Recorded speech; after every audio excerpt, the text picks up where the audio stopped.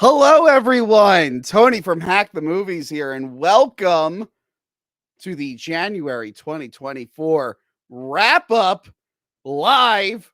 It's going to be a great time. We've got some awesome movies and stuff to talk about.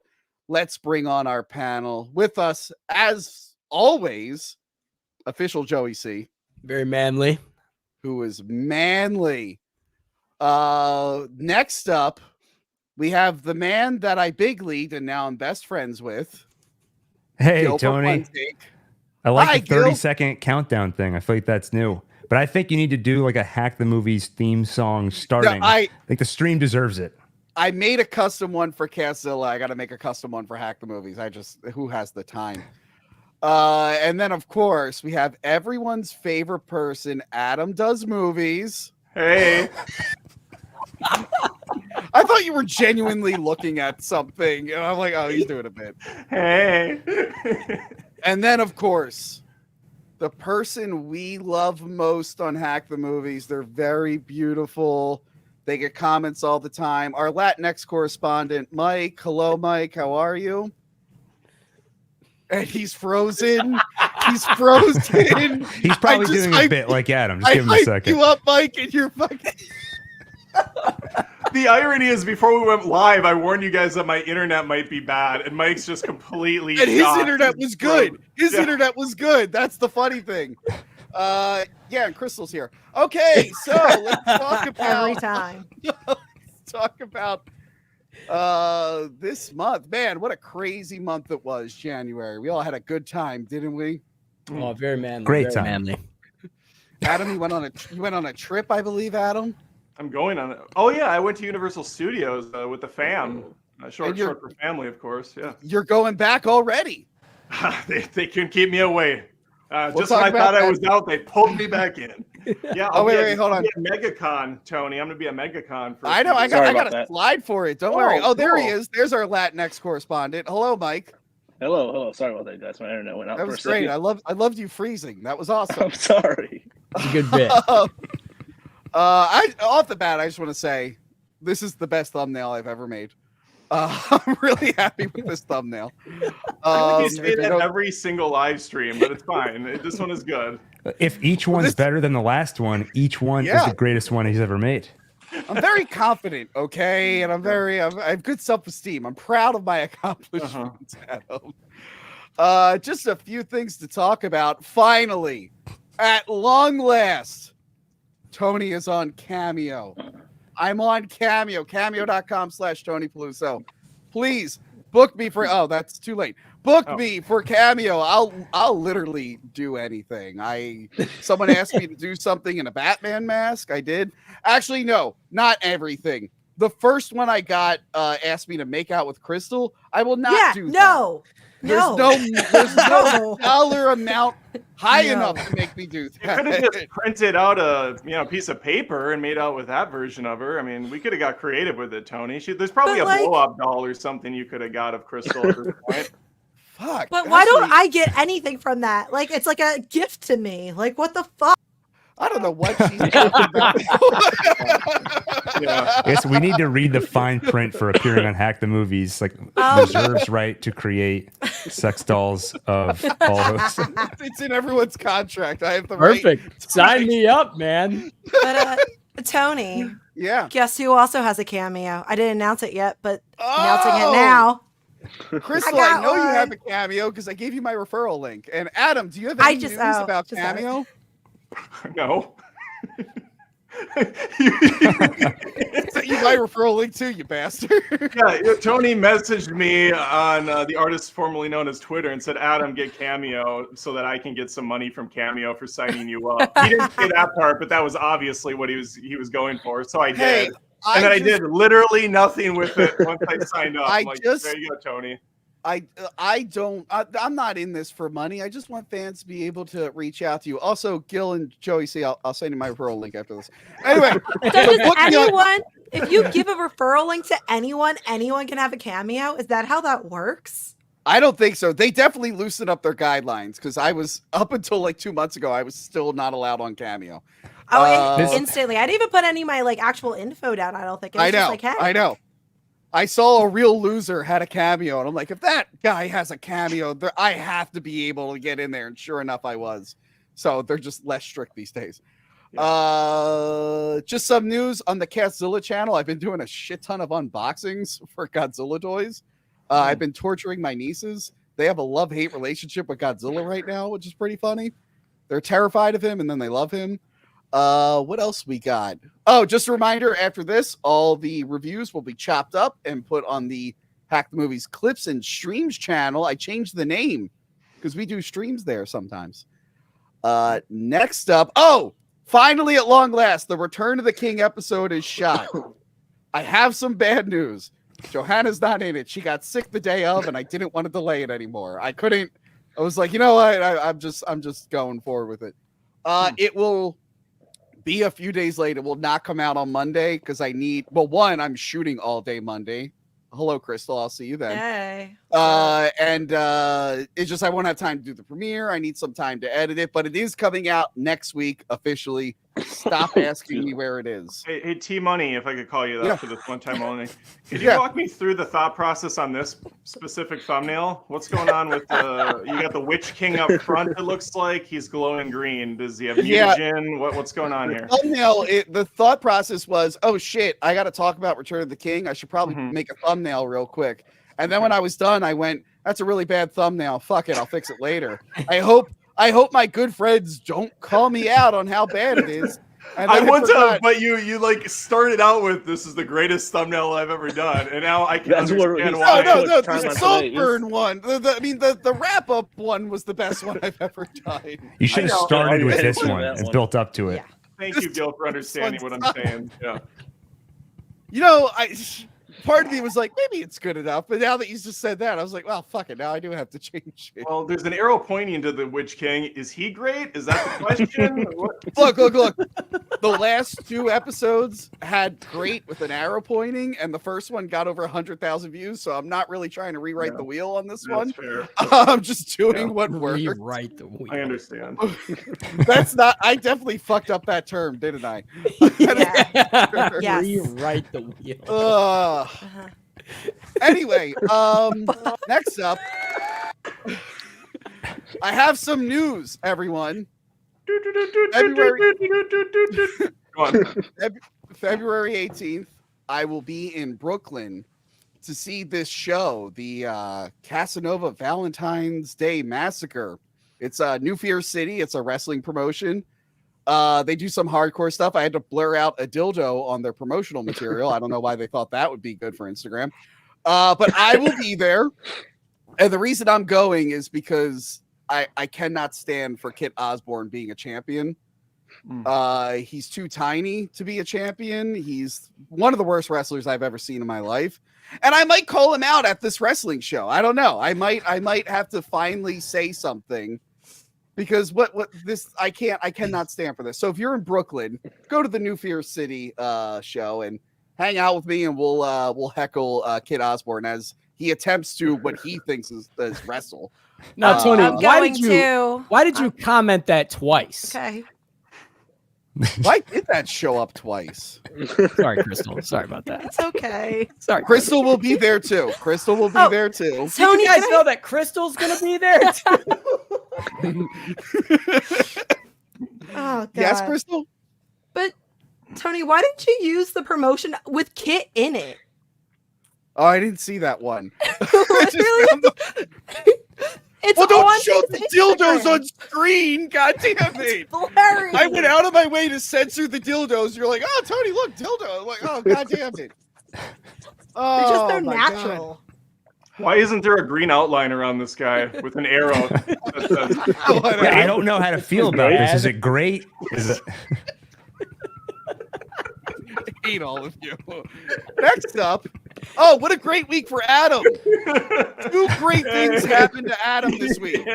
One, he's going to MegaCon in Orlando and he's having a panel. I And assume two, everybody's gonna throw tomatoes at me. yeah, and two, after months of saying go back to your country to Godzilla, Godzilla -1's theatrical run has ended. Adam, you did it. You got We him did it. out. We got You him out. kicked him out. Get out of here. You sucked all the color from him, and they did minus color, and then you kicked him out. You did it, buddy. It's up for an Academy Award, so we're all kind of excited about that, right? So, well, I don't give a shit about the like Academy Award. I haven't best visual effects or something. I haven't watched the Oscars in like, I don't know, maybe like 8-9 years. I don't give a shit about those. No, you don't have to give whatever the one where James Franco and Anne Hathaway hosted, I was like, I'm done with this. I don't care about this anymore. Yeah. Okay. All right. Do I have any other bullshit to plug? I was on Adam's channel. Oh, you were. That's great. We did top 10 movie stars in 2024, and that was actually a really fun video. Except for I picked Chris Pratt for one of them, and then I like immediately regretted that choice. Adam had like a meltdown. He was like, "Why did I do this? I can't." I'm like, you can switch it. You can switch it, Adam. Yeah. Don't jump off that ledge, please. Yeah, I died on that. I didn't die on the hill. I switched it, and I was trying to appeal to the youth of today, who apparently just want Chris Pratt and everything. And I like Chris Pratt, but I don't like rush out to see his movies. I just end up seeing them. Yeah. I can't remember a non-Guardians or Jurassic Park movie I've seen of his in theaters. Mario. Oh, God damn it. Yeah. Why did you bring that up? Why'd you remind me that he's the perfect voice for Mario. That's why you champion him all the way to the end. Moving on. Adam's last. I'm glad I had 2 slides dedicated to hyping up Adam even after he shit all over my great thumbnail. I have 3 panels at MegaCon, Friday, Saturday, and Sunday, and they're on movies, not on wrestlers, not on some racist shit about Godzilla. Just movies. Throw tomatoes at Adam. Bring your tomatoes. Make them cherry tomatoes too, so it's even more embarrassing. That would just hurt. That'd be like BB guns. Like Jesus. That's a good point, Crystal. It would hurt. Get all the cherry tomatoes. Bring BB guns. Yes. Yeah, bring BB guns. All right, who's ready to talk about some movies? We're starting with that. Wow. Oh shit. Wow. Okay. Who watched None of us were ready. Saltburn? I did. Yep. Oh, we all watched it. Unfortunately. Oh, great. I wasn't going to watch it, and then Crystal begged me to watch it. You weren't even going to add it into this. I was like, do you want to just do a review? You're like, nah, we'll add to the wrap up. I'll watch it. No, I watched the trailer, and I'm like, I guarantee if we did a full review of this, it would just flop like crazy. Yes, Saltburn. So this is Crystal's fault, everyone. Crystal demanded it. You're welcome. So I didn't know what this movie was. When I saw advertisements, I swore that the one main actor was Walt from Breaking Bad Jr. That's not just me, right? They look alike. I see it. Guy. Yeah. Oh, the guy on the right. Sorry. Yeah, the guy on the right from Breaking Bad looks like the dude on the left from Saltburn. Mm-hmm. They look exactly alike to me. Not exactly, but no, not even some resemblance. You know what? I should have put a green glowy thing over the guy. Oh my God. That would have helped. That would have. They're twins. They're twins.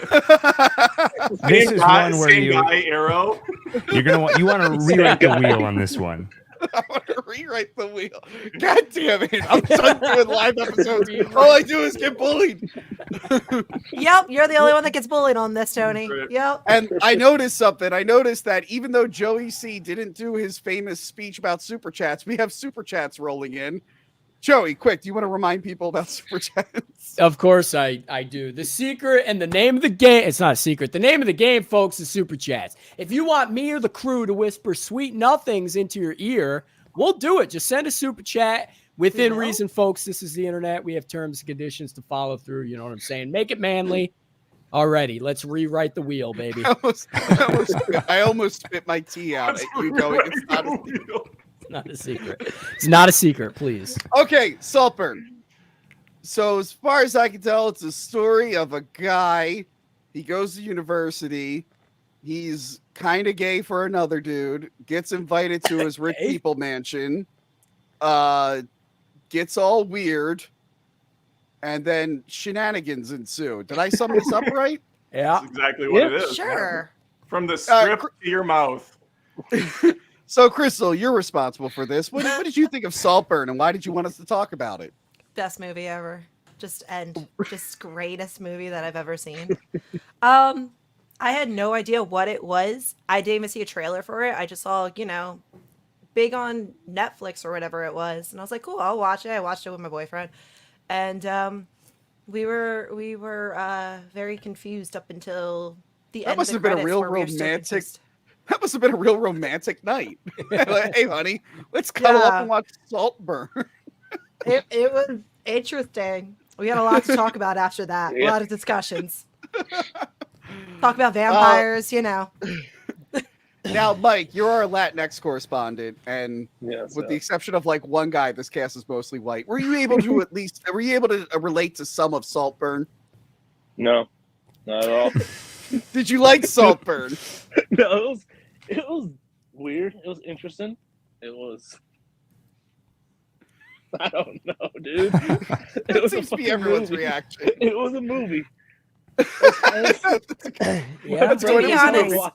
My friend kept telling me to watch it. She said, "Oh, we gotta watch it. And watch it. I'm like, what the fuck is this? It's become like a challenge thing on TikTok, apparently. And when I think of TikTok, I think of the youth of today, and I think of Adam Does Movies. Adam, what did you think of Saltburn? I was on board until Oliver sucks splooge out of the bathtub, and then I was fully on board. That is what won me over. I watched it with my wife, and I think I speak for all sad middle-aged white people on the planet when I say there's not a lot going on in our lives. So seeing the youth of today kind of get up to hijinks and stuff in a rich people place, I thought it was fucking great. I loved this movie. I thought it was wild. You really liked it? I really liked it. I did. I reviewed it. I wasn't a coward. I put a review out, and people resonated with that review, Tony, because I get the kids of today. We all had a good time. Are people afraid to review? Well, you were. You were. Yeah. You were. Oh, you wouldn't do it with me, Tony. Mm-hmm. I didn't want to do a whole episode on it. You should have. There's so much to talk about. You should have listened to Crystal. Yeah, I should have. He never does. We could have had an entire episode talking about that last scene. That last scene was brilliant. I don't want to talk about that last scene. We should shut this down right now and then just save this for a full episode. I'm going to delete the slides. We're just doing Saltburn, okay? Just Saltburn. Gil. Yeah, Gil, what did you think of Saltburn? I agree with Adam to a certain extent for probably the first half of the movie. Mike, you called it weird and interesting. That's what got me hooked on this movie at the beginning of it. And I feel like a great movie usually is not easy to put into one genre. And for a while, I felt like this movie, it's a little funny, it's a little dramatic, it's tense and thrilling at times.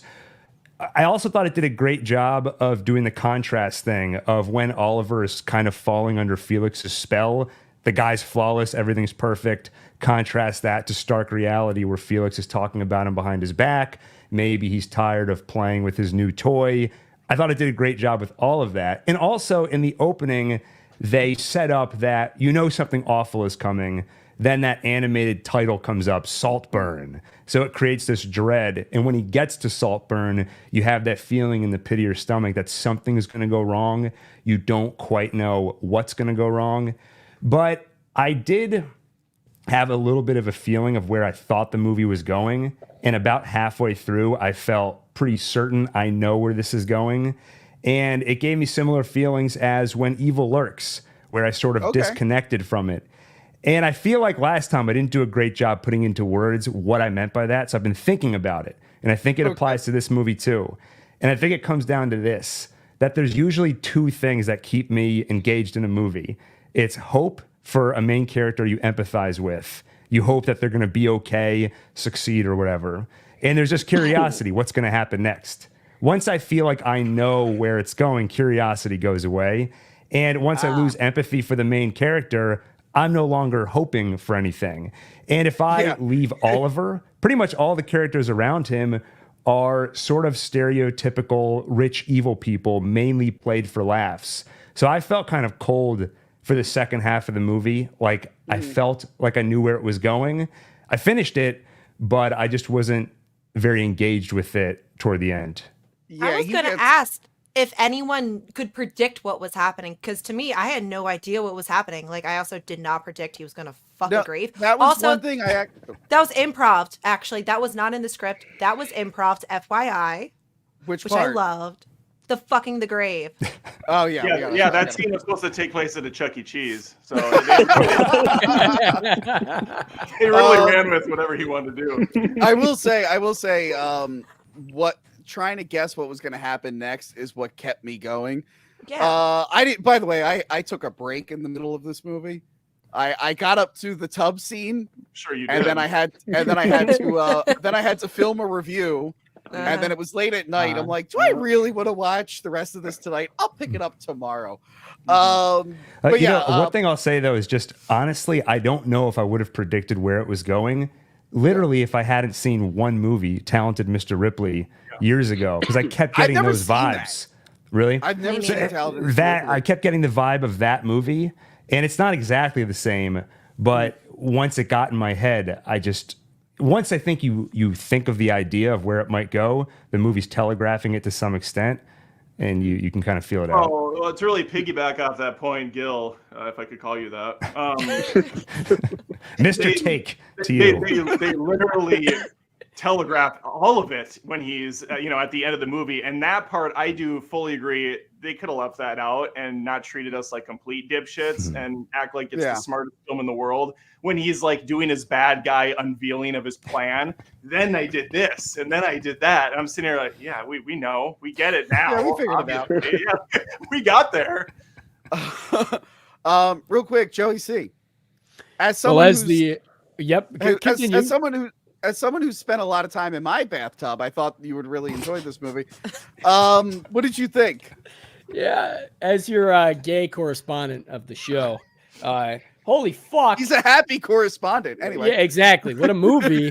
Every review that I saw said this was like the worst of cinema, but I love how fucking weird and raunchy and like gross it was, but it adds to the whole like weird obsession vibe of the movie. And in terms of the ending, I feel like the twist comes so fucking far out of left field.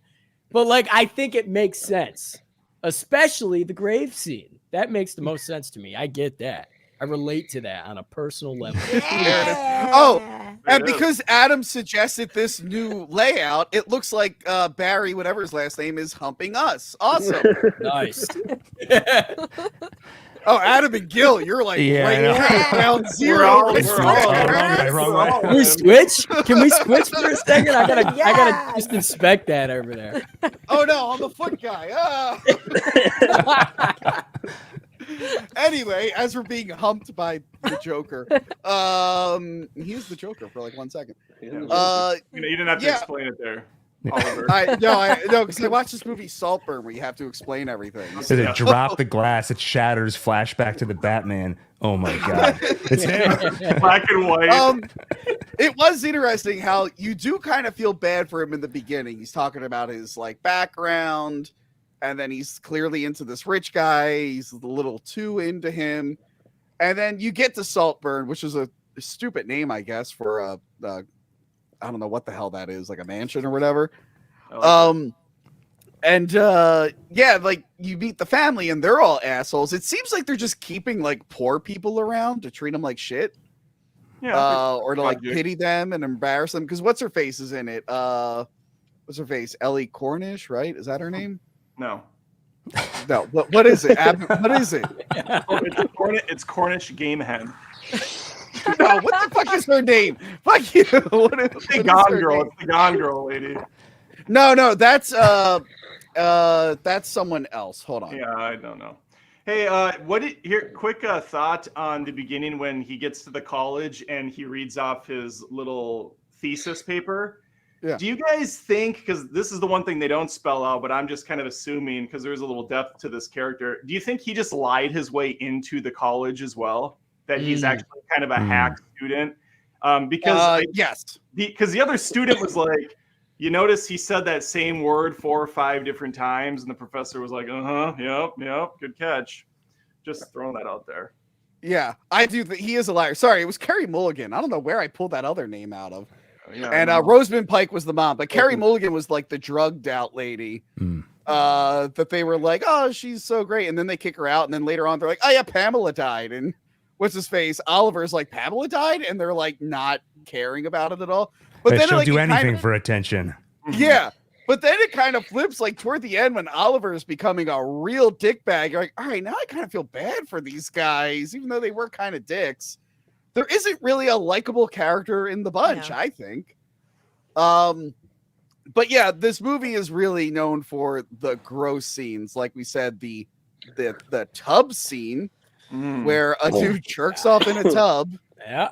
And then just it's not drained all the way, and then this guy jumps in, starts slurping it up, which I saw was like making people like sick, but I'm just like, they probably just threw some milk and some water. I mean, oh yeah, that'd be so disgusting. I agree. I was okay until he actually got to the drain itself, and then I felt I've never had a physical reaction to a movie, and I feel like I've seen the worst violence, all the Saw movies, and this actually got almost a physical gag reaction just from the drain. I don't know why that specifically.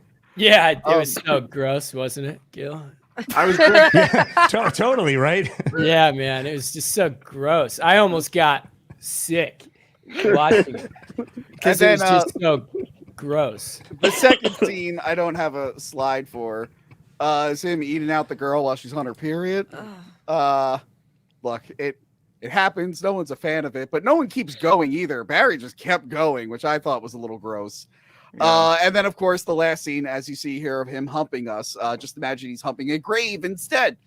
So yeah, I guess it was a little unclear. Like, I'm guessing the movie wanted to trick you into thinking he was in love with Felix, but it seems like he just wanted to be Felix. Am I getting that right? That's what I think. Yeah. Yeah. But it ends with him winning. No, he was Felix. It's like Fight Club. They're the same person. Yeah. You missed the second revelation montage after the first The problem I have with this little bad guy thing at the end, and sorry for spoilers, he's doing his whole master plan, but he's showing how like he meticulously like covered up every murder and did it so well. And then in the end, he just pulls like a fucking breathing tube out of Rosamund Pike. And I'm like, well, someone's going to look into that and realize that the tube was ripped out of her mouth. I don't know if you're going to get away with that one, buddy. They're like, hey, we noticed like your fingerprints are everywhere and what the fuck. And then it just ends with him dancing naked in a mansion. Now, one thing I also like about this, it's set in like 2006, 2007. So I was actually jamming to all the songs. Like when the guy is singing Apple Bottom Jeans, I'm like, oh yeah, I remember that song. That was like everywhere. We love that song. Like the family watching Superbad. Yeah, which I felt it worked on a couple levels. Like, well, one, it's just so funny because this feels like it should be a period piece from like the 1800s with like aristocrats. It kind of is a period piece. It is a period piece. There's that scene of him eating down the girl. And the period. Oh my and 2006, 2007 is a period in time, is it not? It's real highbrow over here, Crystal. Wait, say that again. Say, Adam, say it feels like a period piece. It feels like a period piece. Great job. It just takes me too long to get to the button. But Adam, what? I know you love the 4:3 aspect ratio. Did that do it for you in this movie? I remember it in A Ghost Story. Do you remember that stupid movie with the guy? I never actually watched that, but I know that was also 4:3. Well, it wasn't even 4:3. It was like Polaroid vision. It had rounded corners. Even it was even less than 4:3. This, I honestly, usually I care, but I wasn't bothered by it at all. I liked it. I was fully invested. Yeah, I kind of forgot about it after a while.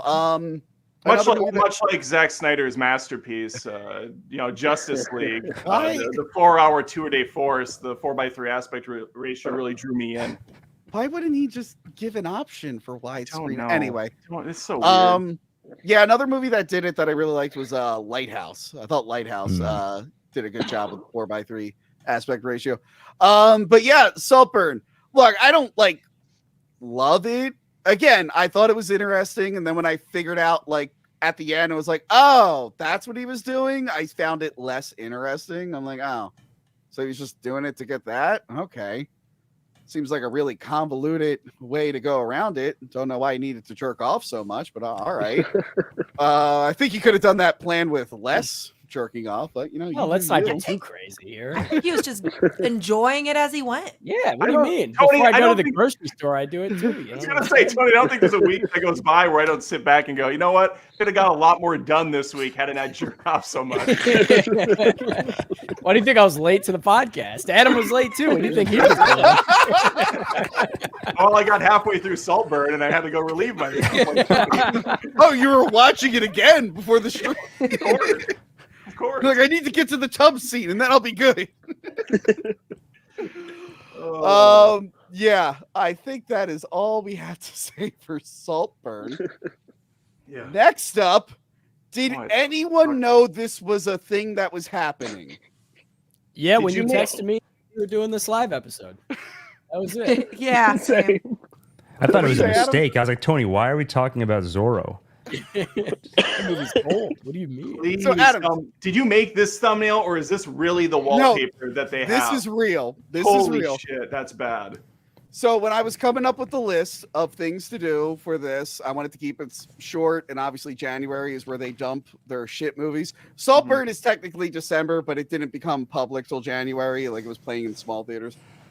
So I turn on Amazon Prime and I see Zorro, and I'm like, I'm sorry, they rebooted Zorro on one of the biggest streaming platforms, and they didn't mention it at all. I didn't see one news article, one commercial, absolutely nothing. I don't think anyone knew this existed. Did anyone watch it? Oh yeah. I watched one episode. One episode. Okay. I only watched the first episode. Okay. Does anyone like Zorro? I actually really like Zorro. like the just the character in general. I used to watch the serials with my grandfather, the 90s show. I love the Antonio Banderas movie. Second one, not so much. If you're a kid who likes to dab, you probably don't know who Zorro is. Pretty much any superhero that has a secret identity kind of comes from Zorro, who stole it from the Scarlet Pimpernel. Nothing is original. Nothing is original. And most people know who Puss in Boots is. That's basically Zorro, and it's also Antonio Banderas. It's all totally Love it. But yeah, these two characters kind of popularized the whole like a guy who does good but has a secret identity and has an alternate personality. So yeah, I checked out the show, the pilot, and I thought it was fine. It's Zorro. They're adding a little bit. I mean, I'm not gonna pretend to be well versed in Zorro. I don't know all the lore. There's like 10,000 movies and a million shows. Adam, I know you said you loved Zorro and the Gay Blade. That was your favorite. Yeah. But they're adding like a mystical element to it with the natives, which I thought was cool. Overall, I thought it was like a fine interpretation so far. It didn't rewrite the wheel, as people say. As a lot of people say. But Joey C, what did you think? Well, I popped a special brownie and giggled. God damn it, Joey. I watched You know, the first episode, right? He's going to Cali. He's got to avenge his father's death. It was fun. I've never seen anything Zorro, including the original. But it was very cheesy and I giggled a lot, not because of the brownie, because of the show, of course. But I dig it. It's an easy watch. The story is easy to follow and I had a lot of fun with it. That's really it. It's nothing special, but it's fun. It's fun to put in the background. let the record show I will be drug testing the panel every month. So everyone needs to send me urine samples. shit. Ew, Um, Tony, Can would you like my urine sample on top of the stool sample I recently? Can know what, Gay you show just- up and pee? Or You could just throw those in at the same time. You put them in the same package. That's fine. Along with my blood and hair? Yeah, of course. Yeah. God. I'm trying to clone Adam in case he dies, okay? Gil, what did you think of Zorro? Wow, that was great pronunciation. Yeah. Yeah, I pretty much agree with everything both of you said. I think the first like 10 to 15 minutes, it was what I expected and I wasn't into it. It was half overly dramatic music over sequences I didn't really care about yet. Action that felt very TV action, a lot of It quick was cuts. a little CW. It was a little Yeah, CW. that's exactly what I was going to Still say. It felt like a CW. CW show. A lot of just random slow motion. Someone takes a sword out and they're just holding it in slow motion. Nothing really interesting. But once you get past the opening setup, then like you guys said, it's a journey we've seen before. Classic throwback, swashbuckling adventure. And when you're talking about something you've seen before, what I think matters most is just the characters that are going on this journey. And I found Diego, Lolita, the dynamics between them, they were fun, charming. And if you're looking for that kind of a throwback, I think it's a fun show. Yeah, it's very safe and very simple. But the person we want to hear most from, because Adam, you didn't watch this, right? Yeah, I thought it was fantastic. I'm gonna actually go against what Gil said, though. I thought Diego and Lolita, or whatever the fuck her name is, they were great. I thought it was a really fun. Isn't that what I said? Show. They had good chemistry. Pretty much the opposite of what Gil had to say on this one. I'm in stark contrast with the rest of the panel. Okay, but the person the most important voice here, because he is a Spanish hero in California. There's a lot of Mexicans and whatnot running around. So, of course, our Latinx correspondent, Mike, how did you feel about this one? I had fun with it. I actually watched it with my nephew, and I watched it. And I'm assuming all you guys watched the dubbed. You guys all watched it in English? Yeah, because that was funny. Yeah. I think the funnier version to watch. Actually, I started dubbed, and I was like, "What is wrong with this?" The subtitles didn't match what they were saying, but they did such a good job of picking words that almost matched the lip movements. And then I switched. I don't know if it's coincidence, but I said I started enjoying it more 10 minutes in. That's when I switched to subtitles. But yeah, Mike, continue. And he froze. No! That's great. That's great. It's like, I have something to say. Oh, he's back. He's back. He's back. Am I back? You're back. Yes. Am I back? Yes, you're back. Okay. No, I watched it with my nephew, and if it was something like in Spanish to get him into, he was actually sitting down here with me watching it. So I think I'm going to continue to watch it. It's getting him into something that's non-English. So a little more with our culture. I mean, it's not Puerto Rican, but close enough. Wait. It's not, As our Latinx Latinx correspondent, have we used you for any Puerto Rican thing at all? I think we used Blue Beetle, which was Mexican. Blue Beetle. Well, the dude was Puerto Rican Transformers, so we can go with that. The dude was Puerto Rican in Transformers. There you go. We did it. We found it. We did it. So we got it. It's all but good. I'm glad we got a Latinx thing, person to talk about it. But the internet cares what white women think. Crystal, what did you think? At first I was not enjoying it. I thought, oh my God, Tony, what the hell? Keep going. I was not the biggest fan of it at first. I thought I was watching the dubbed version and I thought the acting was really forced. The action was forced. And then towards the end, I was like, oh, I kind of want to see what's next. I kind of got sucked into the corniness of it and started following them a little bit more. And I bet if I watched the second episode, I would have been sucked in. But I did wish I went to the subtitle version, though, because the dub, it was just throwing me off too much. Yeah. The biggest mystery is like why this wasn't promoted. So apparently they shot this in like 2022. It's like a Mexican production. And it's just been sitting around, and then they quietly released it. But the thing that surprised me is because for years I've heard that they're rebooting Zorro. They're going to do it this way. They're going to do it that way. And I always see these news stories. Meanwhile, they finally reboot it, and I saw nothing. So this was a big surprise. And I was excited to watch the rest of the show. But then I saw a thumbnail for an upcoming episode, and I saw Lady Zorro, and I went, Lady Zorro, El Noo. He's been waiting to fucking say that all day. That was not worth the wait. He's been waiting to say that for like a week. Cinco de Mayo, sales commission, goodbye. Bro, I might unsubscribe. You might lose your Latinx correspondent after tonight.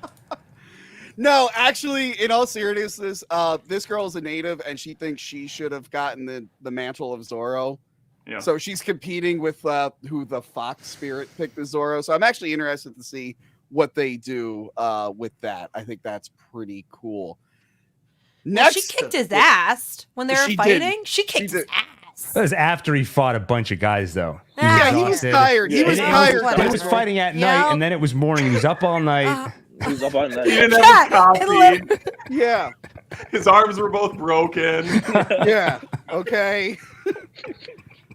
Oh man. See, if I were to ever lose to Kid Osborne for the same reason, it's because I already fought 10 men and he got lucky. Gotcha. Climbing up ceilings. I got you. Yes, yes. Yeah. Next up. What was this? Oh, Adam, you didn't watch this one. You didn't like it? This I is didn't see this. this is oh Adam, I have a feeling you've pretty much seen this movie. This is Lift, the heist movie that's kind of like secret agent stuff on Netflix, starring Kevin Hart. Crystal, since you were very vocal, did you like this one? I did. I actually did. I really enjoyed it. I thought it was fun. Fuck you. Really? Yeah, I did. I enjoyed it. Do you watch like heist movies? Not often, but my boyfriend does, and he makes me watch them, and I'm sleeping. Or not even like a heist movie, but like a Mission Impossible, something like that. Yeah, but I wasn't going in thinking it was going to be like that. It No, was what I'm Kevin saying, fucking what I'm saying Hart. is, if you haven't seen good versions of this concept, I can understand. I have seen good heist movies, but I wasn't going in thinking this was going to Awkward. be a good heist movie. I had fun watching it. Sorry. Really, I thought of it was just like a fun, go lucky, little comedy. I like the characters. it They was all a were comedy. Yikes. It was action comedy, basically. I did. You're gonna have to point It out. wasn't serious. You're gonna have to point out the comedy. What's his face? Kingpin doing fancy accents. Was that funny? I enjoyed it. Whatever. It was something dumb. I could turn my brain off, and I actually enjoyed watching it. Go fuck yourself. I agree that it was dumb and you could turn your brain off, but I did not enjoy this one. So yeah, basically, it's a team of people. They're like robbers or whatever. They pull off big heists with wealthy people, but they're also like Robin Hood. They only steal from like bad people. He has an appreciation for art. So if it's a lot of people that are just buying art I actually did like that concept, because people do buy it just for clout and like, oh, I have this and this, but there's no appreciation for the actual art. And he loves art, and he's trying to do exactly that, is take it and actually sell it to someone that actually has an appreciation for it. Yeah. Who likes art? Who's this person you're talking about? Kevin? Kevin Hart likes art. Kevin Art? Kevin Hart likes art. Kevin Hart. In the opening mission, he has to kidnap an artist so that his like art, his NFTs or whatever, would be more valuable. And the artist is like Spider-Man's fat friend from the new Spider-Man movies. And I'm like, oh, there's that guy. But this movie, it's like Netflix schlock. And Adam, I think you know what I'm talking about. Where does this? How does this compare to the greatest heist movie of all time? Now You See Me and Now You See Me Too. I still haven't watched those, so I don't know. They're terrible. I imagine that this is kind of like that. This is going to be what I I could go in knowing that. Yeah, like really stupid, but like Yeah. kind of fun, but you hate yourself. I for love Now watching You it. See. I love that movie. There it is. There you See, go. There you go. I love Now You See because I think they're corny and I think they're fun and they're over the top. They're not serious. I can turn my brain off and actually enjoy it. I'm not saying they're good movies. They're not fun. trying to rewrite the wheel or anything. It's just No. Right. I'm never going to fucking hear the end of that. I just want to make sure it's in every one of the clips you put on the other channel. Damn it. Every one of the 15-minute clips on Zorro and whatever the Lift movie, whatever the fuck this is. Real quick, Mike, I forget, did you see this one? I did not see this one. Okay, Gil, what did you think of Lift? I didn't see it. Oh, for shit. you. Yeah, you Joey told me C, if it's between Saltburn or Lift, you said to watch Saltburn. Good call. Yes. Good call. Yeah, that Joey was C, good what did you call. think of Lift? I do love the action heist genre. It's like one of the best ever. And I will say something positive. I think Kevin Hart mingled well with the rest of the cast, but I feel like they were trying way too hard to be funny in this movie. And yeah, it was a movie where you could like turn your brain off, and it was like decent, but like it wasn't anything good. maybe I didn't turn my brain off enough because Kevin Hart was awful in this. I thought he did well for this. I'm starting to realize I haven't seen him in a lot of like non-comedic roles, and I'm sorry, this is not comedic. He kind of sucks playing serious. Yeah. What's the fucking Kingpin's name again? Vincent D'Onofrio. Yeah, Vince D'Onofrio. I think he just wanted to do silly accents for a weekend.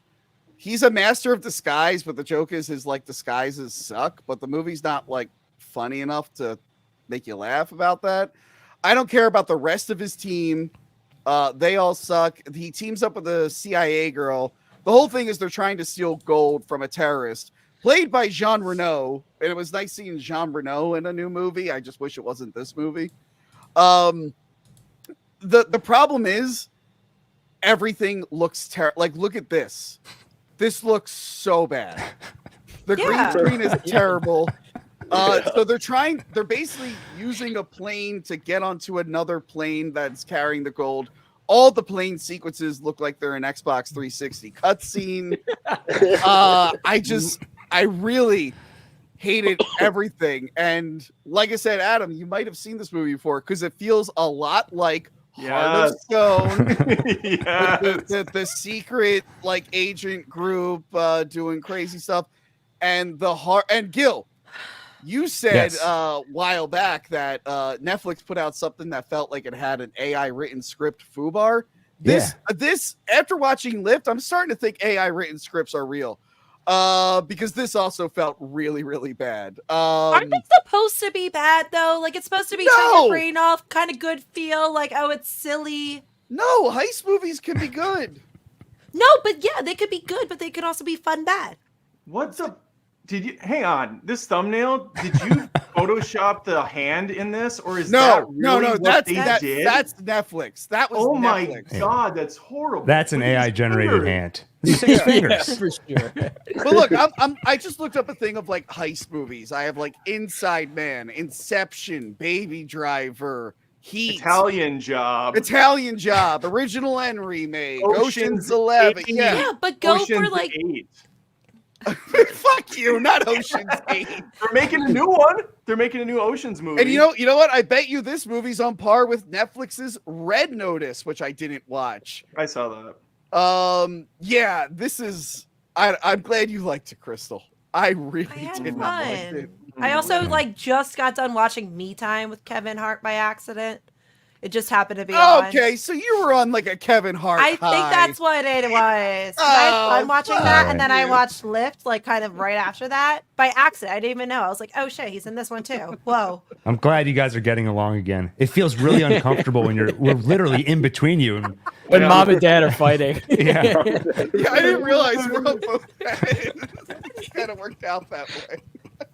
You guys should kiss and make up.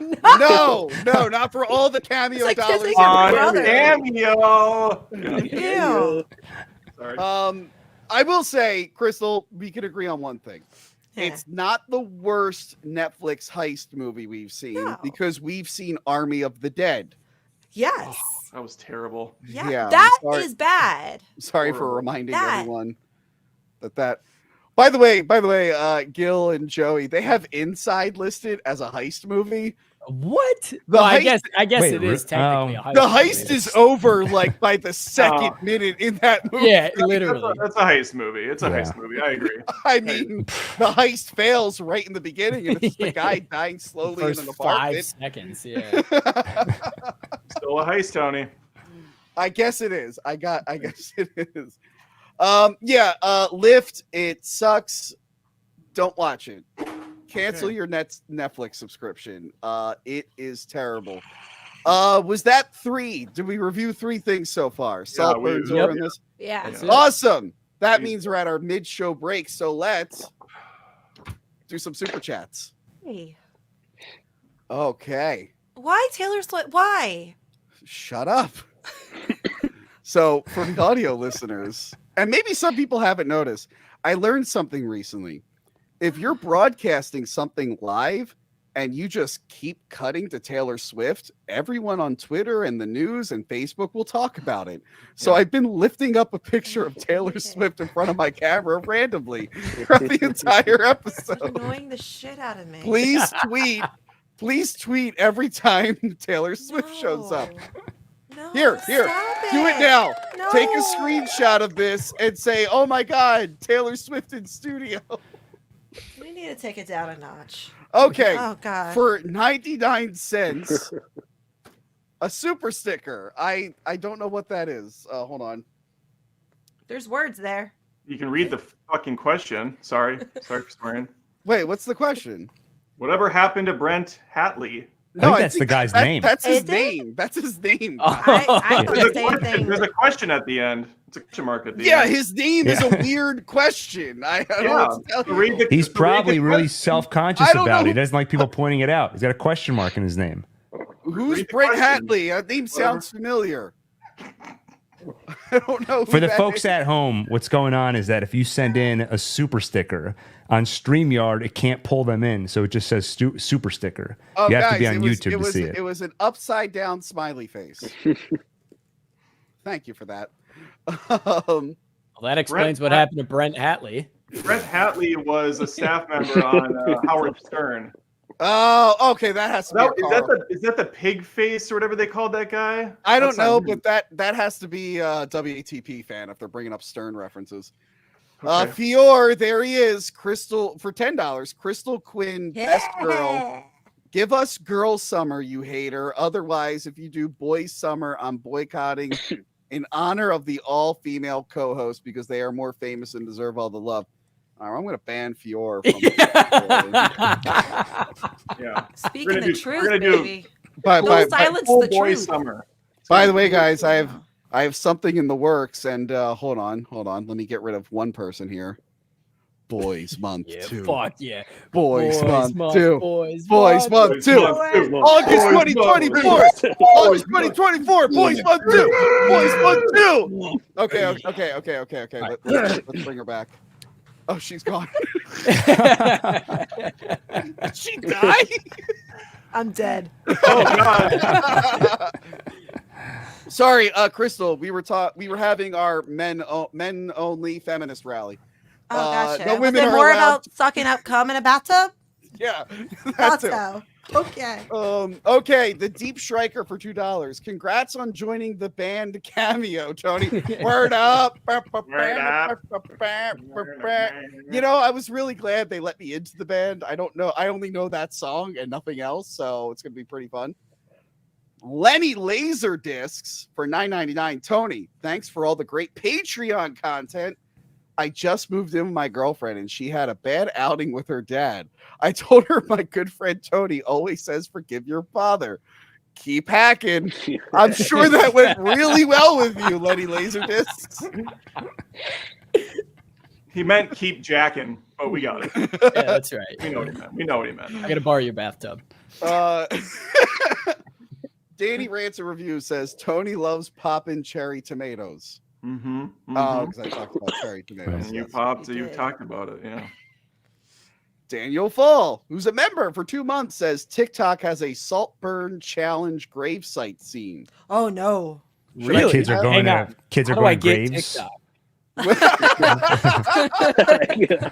Oh yeah, Joey, you're not on TikTok, right? No, I went fuck to, like, that. I'm not getting that shit. I went to, but like, now I tag- will. I went to tag you in something. I couldn't find you. Yeah, I don't have TikTok, but now I have to. I literally just upload my vertical stuff there. Okay, Psycho Jet Black. Tony, what's your favorite? Who's your favorite white person on the panel? Gil, do you count as white? Or do you count as white? I don't know. You have to ask the internet. Why would you ask? Damn it. Well, the internet. You know what, Gil? I want to stay on YouTube, so I'm going to avoid that topic with the internet right now. It's very controversial, that topic. I personally love Seinfeld and 8 Crazy Nights. I'm a big fan. So it's between Joey C and Adam. Oof. Tony, But- I took you out to Buffalo Wild Wings, dude. Wow, Tony, You I don't did. need to like panhandle for your love and affection. Like either you like me the most or you don't. I feel like you know the answer in your heart, though. That's right. I love money and being treated to. So Joey C, you win. You win. Yes.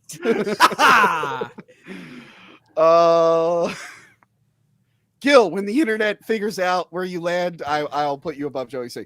I'll take you out to what's like a high class Buffalo Wild Wings. What's the next step up? I don't know. Not the Can't one get near higher. me. I'll Can't take you get to a higher. Chick-fil-A. Oh, Can you teach Tony what it's like to take people out for dinner, especially when they owe people dinner? so Danny Rand and Reviews He says has too much power. $4.99 says Tony looks like the kind of guy that gets angry if you tell him his mother makes bad sauce. I don't think my mother makes sauce. My mom's not Italian, if that's what you guys are getting at. She's Irish. And then Crystal, come back. There you are. It's only funny when I turn off the camera, okay? Yeah. Stop ruining my bits. Okay. Non-binary for Tony. Tony, who would you like to drink your bath water? Preferably no one. To be honest, it seems very unsanitary. I think I already have. Lenny Laserdisc 499. Tony drinks a homeless man's bathwater or get poked in the eye. Oh fuck! So I have to choose between drinking a homeless man's bathwater or getting poked in the eye. I mean, Look, it's just a poke, right? I lose either way. Yeah, I don't know why it's taking you so long Just to a answer poke. the look, question. look. And his eye is gone. It's like a I mild will poke. say, look. If Yeah, something I goes guess bad, if something goes bad with the bathwater, I think that's one night of my stomach getting pumped. I've had multiple eye procedures and they cost a lot of money, and I don't want to have another one. So I'm poisoning myself with homeless man bathwater and Oh, spending a night in the ER. I agree with Tony on that. I agree. Yeah. But what happens I'd if rather- you get a disease that affects your eyes in the bathwater? Well, now you Exactly. added Yeah, a whole I you added like- a whole other. Crystal, I didn't want to answer this question at all, but it was $4.99. All right. I assume Tony's gonna have his eyes closed. He's not going in the bath like he wants to forget about what he's doing. I want to pretend I'm drinking literally anything else. Okay, I'm gonna throw up now. Now I'm thinking about it. I would say, what happens if it goes through his body and affects his body and his organs? I see. It's Yeah. eating him up from He the goes inside. blind. By the way, Yes. Adam, I see what you're doing. I see what you're doing back there. I see what you're doing, Adam. Ninja for $4.99 says, "You think the guy in Saltburn got hit in the nuts and became gay like a troll?" Yeah. Adam, have you seen Troll 2? I lost audio. I got it back now. When I did the whole shenanigans with the TV, I lost the audio. But it's back now. Well, one, I wanted to say that we see what you're doing with Taylor Swift in the background. Yeah. You're welcome. Two, have you ever seen Troll 2, Adam? No, I haven't. Oh, okay. never What's the one mind. with Jennifer Aniston? Is that the first No, one? that's Leprechaun. That's Leprechaun. Yeah, I don't think I've seen a Trolls movie then. Julia What's the one? Trolls World Tour? I've seen that one. No. You know what? I have seen Trolls 2. Yeah. No. Troll 2 is the Italian. I know. I haven't seen it. No, I haven't seen those. Yeah, stupid there's a horror movies. funny scene in that movie where the girl punches her boyfriend in the nuts. And he's like, "What are you doing? You gonna turn me into a homo?" In our Troll 2 review, we're like, "Oh, is that how you get turned gay? You just get hit in the nuts?" I thought it was something a little bit more complicated, but according to this movie, it's not. Weird. No, I don't think so, Ninja. Matt great story. Florent says, "I want to hear Tony tell us how excited he is for Ghostbusters Frozen Empire." Okay. Yes. Let me tell you what I told Joe Lascola the other night. Obviously, it's going to suck. It's going to be the worst movie ever made. I'm going to hate it. I hope it never gets released. I hope all prints are burned and it's a piece of trash already. That being said, it does look a little bit better than the last one. However, the new director is also the writer of the last one, so it's going to suck. It's going to be a piece of shit. I'm going to hate it. And I love my fans, and I definitely don't hate them for forcing me to review it.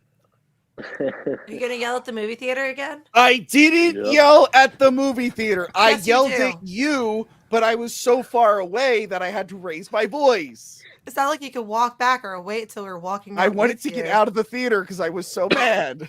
Psycho Jet Black. Crystal, are you named after Crystal Meth? No, named after a stripper. And there There you go. Okay. Yeah, right. God damn it. The super chats just won't stop. We got to like take a break soon here and get back into the reviews. Crystal, what's your favorite Taylor Swift song? I don't really listen to her. I guess Bad Blood. Crystal, No. you're a white woman in your 30s and you're not listening to Taylor Swift. Stop lying. Stop lying. No. Yeah, come on, dude. That's like saying none of us watch and subscribe to Andrew Tate. Like, obviously we all do. Oh my So God. Yeah. Right. So I got these muscles. we're all in Hustlers University. Tony, try to react more. Oh, by the way, mine's Shake It Off. Anyway, Tony, try to react to more children's movies. Review more animated movies. We might actually have a few on there. Hey, we reviewed Merry Little Batman for 3 minutes last month. Just watch that. Yeah, that was fun. Collier, tell me how to say your name. I feel like I always fuck up your name. He says hashtag free the shit. Sure. Okay. All right. Oh my Sounds what god. we're all thinking. 47 cartoon guy for $5. Will there be a review of the Nightmare on Elm Street remake anytime soon? Crystal, Yes. what will we be happening to be? What are we filming on Monday? Nightmare on Elm Street remake. So yes, there will be. You know, a movie Yeah. that really tried to rewrite the wheel of I that hate it. franchise. I hate it so much. That movie I hate. Adam and Tony, thoughts on Disney adults? I don't know what that is. Johanna. Adults that are too into Disney. Oh, I mean, I like Disney, but I don't call myself a Disney You put a adult. video out about how much you hated being in Disney recently. Well, I still like Disney. Like, I still paid to go to the park. I went to the park with my family. I just thought it was overrun and people were annoying as fuck. It's overpriced. But you know, they still make good movies once in a while. It's just a lot more rare now. Yeah, definitely. But yeah, no, I'm not a Disney adult, I guess. But I also, whatever, to each their own. Yeah. Panic Fun for $5 says Tony's the type of guy that will rake in super chats but not use it toward the dinner of too close. So let's get rid of that one. Let's Wow, get rid of that one real yeah. quick. Yeah, Panic Fun. Wow. Is Tony into big girls date large girls? You know, that's actually going to be a subject when we get to the Mean Girls review. Just wait for that one. Yep. Psycho Jetback Black. Gil, say something nice about Godzilla fan Adam. You know, I skipped ahead in the comments and I saw that super chat, so I've had time to contemplate this. And he's needed all the time he could get. He still needs more time. No, I didn't even have to think about it that long because I looked at your little screen and the first thing that came to mind is great haircut. And then I thought back on the previous streams. It's always so consistent. I've been growing my hair out on top, so for the first time in my life, I'm having to use pomade and different products, and I can't figure it out. I might just take a screenshot to the barber this weekend and be like, make me look like this. Make me look like Adam does movies. You just have to Google Nazi haircut and just give them the images, and they're like, "Yep, there you go." Or the And Andrew Tate haircut. And No, Andrew Tate has no hair. He's bald. I'm gonna be honest, I don't even know who Andrew Tate is. Oh, God, go down that rabbit hole one day. I don't know who that is. Lucky for you. It's Yeah. been too long since a Kira episode. I actually DM'd her asking if she was still alive. She disappears from social media for months and years at a time. So, I love her. and I'm actually making some shorts from the Ghostbusters episode you guys did. So, hopefully we can get her back. I haven't heard from Oh, her I in a hope bit. so. All right, last one before we get back into this. Everyone but Tony, say something nice about Johanna. She always laughs at my jokes and she knows how manly I am. She's hot and sexy, and she's my wife. She seems very chill and funny. That's wrong. Yeah, she's great. She's not chill. She's not chill. Tony's a very No? intimidating presence. He's always throwing barbs at people, and I feel like she can stand toe to toe with him. That's because she's only known me since I was 15. She's built up a resistance to it. Yeah. Mike, do you have anything to say about her? She was cool when I met you guys. Okay, there you go. All right. Wow. All right, that was a lot of super. Is that more than we've ever had? That felt like a lot. For I sure. like it. A little humble mean, brag. none of Man, so not many a lot. super Oh chats. my god, I'm so popular now. What is Not going not a on? lot of them are over $50, but it's fine. There it it's is. Fine. It's fine. There it is. My shilling knows going or whatever. I'm fucking up all my The privileged disappointment from the host.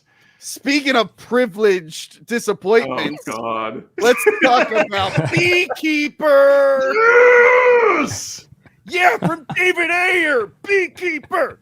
Beekeeper's. I don't know what's happened on the internet the last couple of years, but it's like all the collective douchebag bros get together and they're like, "What's our movie that we're really going to be uncomfortably into this month?" And then they pick it out, and then they go on my channel and they give me a bunch of shit for saying it's a stupid ass movie with some fun action. So like, people this are- movie's great. So people are hyping this up. Yeah. Well, Oh yeah, big I time. mean, it's. I would say it's the same people that are like outraged about Taylor Swift being on like 20 seconds of a football clip. Yes, Okay. I think it's that same community. So I noticed something. I guess like those guys who always complain about like woke movies and stuff. So I watched this movie. Yeah. It's another John Wick ripoff. Yep. Not that that's bad, but it's about just a white guy wanting revenge on a corrupt system. All the minorities are in law enforcement. The bad guys are like using technology and scary things like crypto and whatnot to scam old people. So stupid. And all the corruption and stuff, these evil companies, all makes its way up to America's first female president. And I'm like, okay, I know the guys who hate everything in Hollywood, and this feels like a movie tailored right for them. And then I went to their channels, and they're still bitching about Star Wars. I'm like, wait, you guys have a movie. This is the movie you wanted. It's not very good. It's not bad.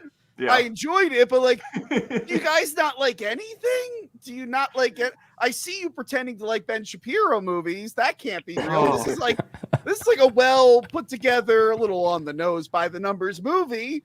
But like, yeah, it seems like it'd be up their alley, and I hear no one talking about it. I enjoyed it. It felt like a classic throwback revenge film. At times, I haven't felt this way since I saw San Andreas, where I walked out of that movie going, was that a parody or was I supposed to take that seriously? Yeah. That's how I felt with Beekeeper walking out. I'm like, Yeah. okay, well, the movie felt like it was taking itself seriously, but there was a lot of stupid bullshit in there. Was I supposed to take that seriously? I love that it keeps a straight face, though. They say to be or not to be. And the subtitles spell out BEE. But there's nobody winking at the camera. They just say it. Oh, no, I appreciated they that. say it in the movie, too, and no one winks. Okay, let's just, who saw this? Joey? Nice. Yeah, I did, yeah. Okay. Oh, Crystal and Mike, you didn't see this? Wow. I've Wow. seen They the make rest a of them. movie with a female president. You didn't see it, Crystal. Wow. I Real. didn't feel like paying $20 for it. Joey C, what did you feel about Beekeeper? You know, I think this is Jason Statham's best action movie to date. This was a fucking blast. And usually these like John Wick knockoff movies are like dumb. But I think the story was cool. And the action scenes were great. And I feel like he's more tough in this movie than he is in like the Meg or like the last couple of Fast and Furious movies. Hang on.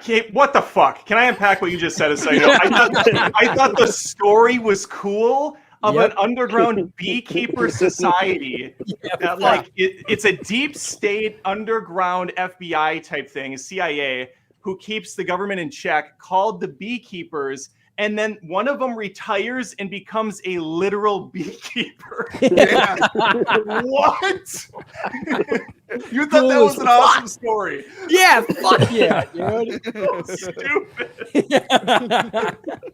Hey, no one can say they're not being original, man. Oh, I also love that. And what the fuck? The hacker. Okay, so all the dudes that are doing the telemarketing scams, because this whole thing starts because the Cosby wife kills herself because she owes millions of dollars to scammers who for some reason aren't housed out of India. They're just a bunch of Okay, yeah. Look, What?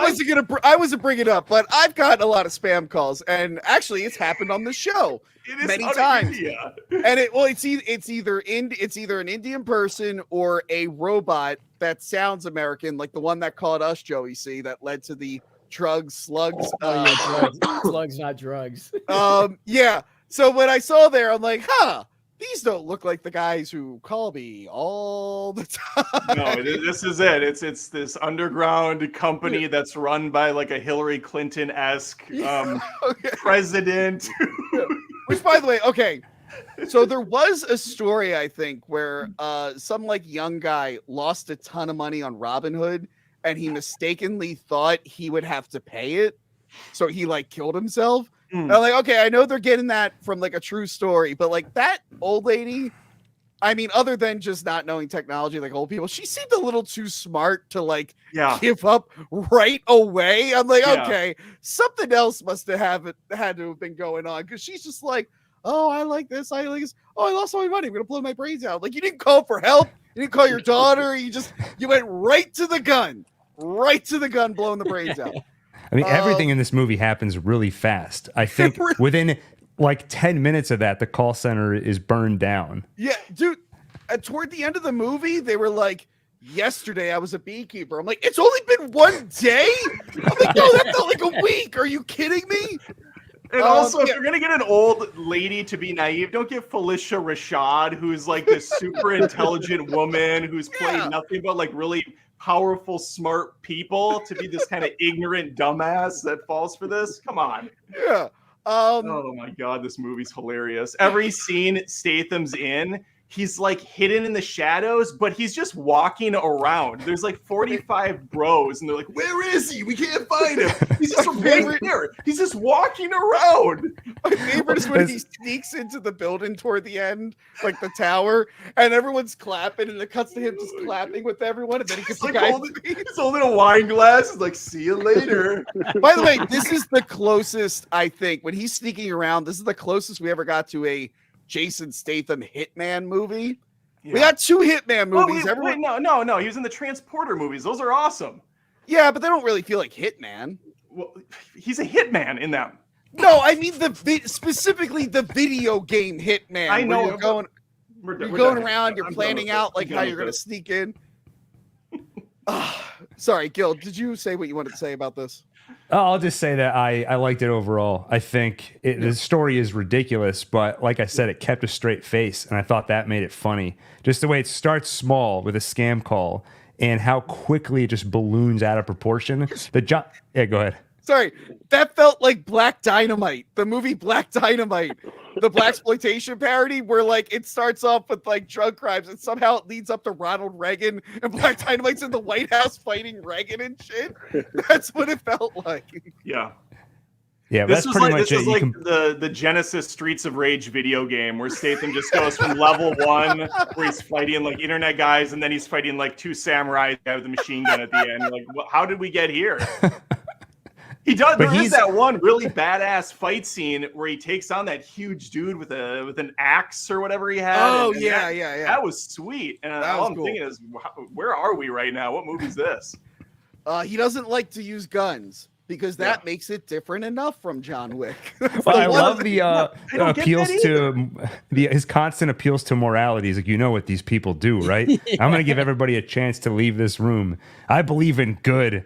There's just this weird moral backbone that just doesn't align with the number of people you're burning alive and killing. Yeah. Hold on 1 second. So yeah, there's him lighting everyone up. I will say it's got a good supporting cast. You got Jeremy Irons in there. You got Josh, what's his face? Josh Hutcherson. Yeah. Who's 31 years old, but in the movie he's like, I'm 20. It's like, nah, you've crossed you're not 20 anymore. Did you know he was in this? Did you know he was in this going in? No, I think I saw like one picture of Jeremy Irons. He's the only one I knew who was in this. I wasn't expecting to see what's her face in this. Oh, God damn it. I'm forgetting her name. I don't know anybody else. There was like a psycho. Remember when they did the John Wick scene with the crazy lady that the assassin? Who like, we got to hit out on Beekeeper. Mini like, Driver. Sorry. Mini Driver. This is gonna be great. And it's a 2-second scene at a gas station where he just every time he leaves somewhere, he blows everything up, and then he just walks away. He has a joke about it later. He's like, I want to give the firefighters a break. It's like, But that whole scene's hilarious because they're like, we're putting a contract out on the Beekeeper, and it's like one woman who's working at this company, and she's just like on a shitty little computer. And she's like, okay, contract's open. And one woman goes after him. He kills her right away, and then that's it. They're done with that story. No one else goes after him again. How many beekeepers are there? Because he says that girl is his replacement. And then they're like, the beekeepers are neutral. They're not going after him. Which, by the way, this hard-working, salt of the earth man was replaced by a crazy liberal woman. That's another reason I thought those assholes would like this movie. Yeah, but there's a black cop. There's a black female cop, and she's kind of no nonsense. So I think that's enough for them to be like, no. I didn't mind her. She was pretty good too. I didn't like her. She was so. You didn't like her B facts, Crystal. Much like you were reading Bat facts in the Batman review, this girl is giving B facts throughout the movie. Yeah. Oh, weird. Yeah, she partner had this terrible comedy banter back and forth constantly. By the way, I thought that they were married because he has a baby in the beginning and she's calling him, and I'm like, oh, they're just partners. I'm like, oh, I thought they were married. That was a little weird. This movie's ridiculous. The action is good. Yeah. But again, the story, maybe I need to watch it again. The story, I don't know if it's like a dark comedy or legit. What did I say? Oh, I don't like, the one thing I don't like is the whole beekeeper thing. Look, I still really like the John Wick movies, but when it really got into the weeds with the whole secret hitman society, I'm like, okay, we kind of just like the guy wanting revenge for his dog. I don't really care about all these rules and stuff. Tony, I like you more and more as I get to know you, because I'm with you on John Wick. People just like lose their shit on those films, and I thought after one, they just kept getting more and more stupid. I still really enjoy them as just action and whatnot, but they'll never, the emotional connection I had to the first one is never going to be there. But cool, like he couldn't have just been a guy he could have been like an ex-military guy, but the fact that he had to belong to a secret organization, I'm like, I don't think we needed that element for this. Is Nobody like that too? I didn't see Nobody. Is there something like that in there too? I don't remember that. No, I don't remember that either. And I did see that, but he's just, it's another like John Wick basically. He's just, but he's not. He's a family. No, he has a family. That's the only twist. He comes out of retirement. Yes. Yeah. Well, you know what? Fuck, this feels like Heart of Stone, where she's with MI6, but also a different secret organization. That's right. Yeah. I'm like, okay, sometimes we just need a cool guy to kick ass. Yeah. We don't need the secret organizations. It was cool in John Wick and nothing else. Yeah, I'd rather watch Nobody over this one. Now that I think about it, Nobody was good. Yeah, I'd rather watch Nobody, Atomic Blonde, even Kate, which was on Netflix. It was one of the only decent Netflix movies from a couple of years ago. That has my girl that I love, and I still haven't watched it. It's pretty good. I should check it out. Netflix was just releasing so many goddamn movies that I couldn't keep up. I couldn't keep up. I actually don't even know if it was Netflix. It might have been Amazon or who cares? It's one of them. No, it was Netflix. So Beekeeper. I mean, see it or don't. To be or not to be. To be or not to be. Honey, you're not missing much. Actually, now that I've seen it, and this is a David Ayer movie, I truly believe that his cut of Suicide Squad would have been the next Citizen Kane. You know, well, a 4-hour Suicide Squad cut. Yeah, I'm waiting him to release the Beekeeper cut, the Ayer Beekeeper cut. You know, it's out there. You know, he has an R-rated, gritty. You know, it's funny when Suicide Squad came out and people were asking about all the reshoots. He was like playing ball with the studio. He's like, "Nope, this is my movie. This is the director's cut." Yeah, this is because he's like, "I want to stay employed. I want." Who was that guy? Josh Trank for Fant Force thing. He's like, I saw what happened to that guy, and I want to stay employed. Oh, Suicide Squad. It's my cut. It's definitely my cut. Josh Trank was great. He's like, here, my movie's going to be out tomorrow. It fucking sucks. Enjoy. And then he reviewed his own movie like 3 years later. He's like, I guess it was okay. Like, one, it wasn't okay. You were right the first time. So that is it for Beekeeper. It's ridiculous. Next up, Nightswim, which our boxes are the logo. So we don't know what movie it is. It's Nightswim, which is a spooky movie. Crystal, Crystal, I know you saw this one. Say some things about it while I look up a fact that I forgot about. It's a movie about. It's basically Amityville Pool. Yep. Is exactly the way I thought of it. Amityville That's it. Pool. That's it. Amityville Pool. You try to go for a nice Amityville swim Pool. and bam, you're done. So it's spring water. There's a pool. There's a Spoiler. baseball. Yes, full spoiler here, Oh, guys. yeah. Oops. Baseball player. He has MS. Him and his family is looking for a place to move. There's a pool. It has a whole bunch of spring natural water, which is a big deal. Apparently, it's really good for your body. And no, who would? It's actually haunted by the native spring water demons. That was great. That That was Thanks. great. They gave a name. It's a Make-A-Wish fountain, right? Like you throw a penny in and you get something good, but someone else has to have something bad happen to them. It's like Exactly. a fountain They of actually youth said kind of that, thing. yeah. It's like a fountain of youth. That's kind. I thought it was kind of.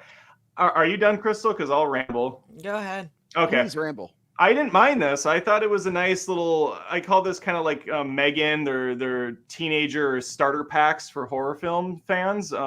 PG-13, pretty harmless. There was a couple.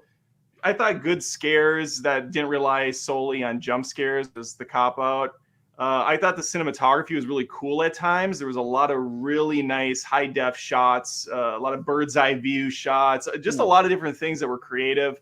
Had a bit of a Get Out vibe when they're swimming under the water and it gets like really big and Yeah. black. Yeah, hold on. It Um, reminded me of the oh god. I guess I didn't put a Where are you slide in there. going? I Yeah. didn't put a slide in there, but when she's underwater, it reminded me of the original Nightmare on Elm Street where she gets sucked into the tub and she's like in a big black Yes. void. Yeah. Yeah. That you showed that terrible shot of the creature. That's Oh. definitely the big negative for me. Whenever they showed these things, they were really kind of corny looking. They should have kept them away from the camera. I couldn't stand seeing them. Yeah, I that thought was it was terrible. the worst. Yeah. Well, Look at that. the Yeah. good thing is they're only on screen for like a second. I do like what you said. I like when they're like more obscured with like the ripple effect. Actually, the beginning when the little girl falls in the pool. Yeah. If you look in the background, there's Yeah. these like shapes that are out of focus and then they kind of disappear. I like that. All the scary scenes I thought were pretty good, pretty well crafted. The story was okay, serviceable enough. I don't know why the pool wants to be evil. I don't know, Joey C or Gil, do you have any theories on why the pool is evil? We'll find out in Nightswim 2. That's What do you right. I was mean, just why gonna it's say evil? electric boogaloo. Huh? And what do you mean why it's evil? Like, why does it want to kill people to grant They- another person a wish? Like, because in order to give, you have to take, or to in order, it's a. I guess- But why it's a does it want trade-off. people? Yeah, why does it want that though? people? Yeah. Why do beavers make dams and bees make honey? This is just Thank the way you. of the world, people. Right. I Good mean, point. we I'm don't pretty have to- sure if I Google why do beavers make dam or If- bees make honey, we don't have to overthink it, you know. No. I want to let's not rewrite the wheel on the. You know what the void reminded me of? Insidious 5. Like at the end, the last Oh, void when they're yeah. trying to get out, I was like, oh my gosh, this is literally Insidious 5. God. Trying to find the red door. They're trying to Yeah. find the outside of the pool. Literally the same scene. I thought this was far better than that I shitty think movie, they- though. Oh, Answered it was that. better. Okay, Don't get me okay, wrong. just yeah. screen- Calm down there.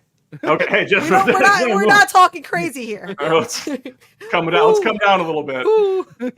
Because doesn't the wife or whatever Google like the property and she finds out that it was like Okay. whatever? Yeah, she does. And then we've been getting these scenes in a lot of movies. I think I recently saw one in Smile where they have to go. Oh, Smile and the Boogeyman have the same scene where they have to go to the previous person this entity attacked and get more backstory.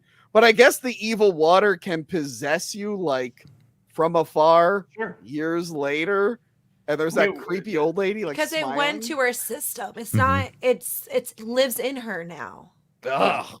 So I mean, what do you want anytime him the to do? go Go ahead. ahead. No, go ahead. I was gonna say anytime they're in the water and it's helping the person or the family, the water now lives in it's the spirits are now helping Yeah. within them. Mm-hmm. Yeah, a little bit of a convoluted backstory, Duh. but I like the scares. The interesting thing is this started as a short film from 2014. It was like a proof of concept film, and the guy who made this sorry, this is a weird fact. The short film was shot in Michelle Branch's pool. Singer, songwriter, of course. Celebrated her entire catalog. everywhere to be. I just looked at that fact. I'm like, that can't be the same Michelle Branch. I'm like, oh shit. I don't know why that was included there. But yeah, now I want to go back and check that short. We're starting to see that now, where like YouTube shorts are turning into like movies, like Skinamarink. That was one from last year that got turned into a movie. Even the Talk to Me film was made by like that was two so YouTubers. good. Yeah.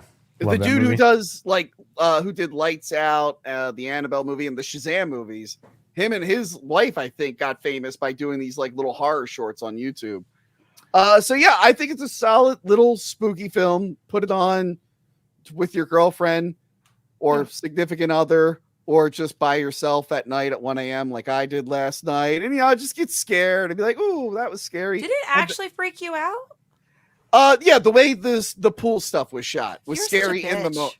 Just in the moment, the way it was shot was scary. Fuck. There were some good creepy moments for sure. I will say, speaking of Google, I'll do a public service announcement for people.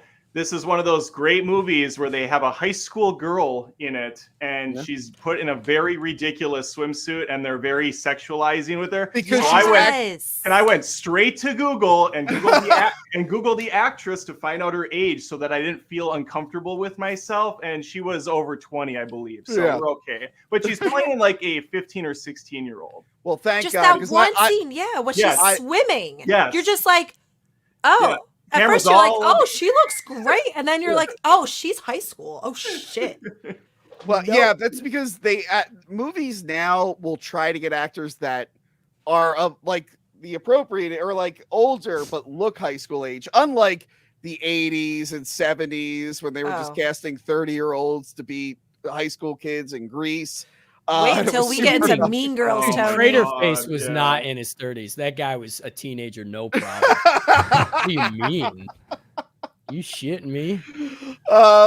Yeah, like today I was talking about the original Bloody Valentine. I'm like, I don't think any of those are teens. they don't look like None. teens at Not all. a single one. Carrie. They all look like teens in the original Carrie. But yeah, Nightswim, I highly recommend it. I'm not familiar with the director if he's done anything else. I will say one last thing on the actors. I really like Wyatt Russell recently. He was one of the only good things in that stupid Falcon show. And I really liked him recently in the Godzilla show, Monarch. He plays the younger version of Kurt Russell, which is funny because Kurt Russell is his real life father. He's been popping up here and there. He's like really been blowing up. The mom, did anyone recognize the mom? Dexter, Yes. right? Oh, maybe. I only know her as the voice of Friday, Iron Man's replacement AI in the Avenger movie. What the No. fuck? Who would know It's that? so obscure. So stupid. I'm Loser. sorry. I'm sorry. That was like her most seen movie of all time. It's like the biggest movie Dexter. ever.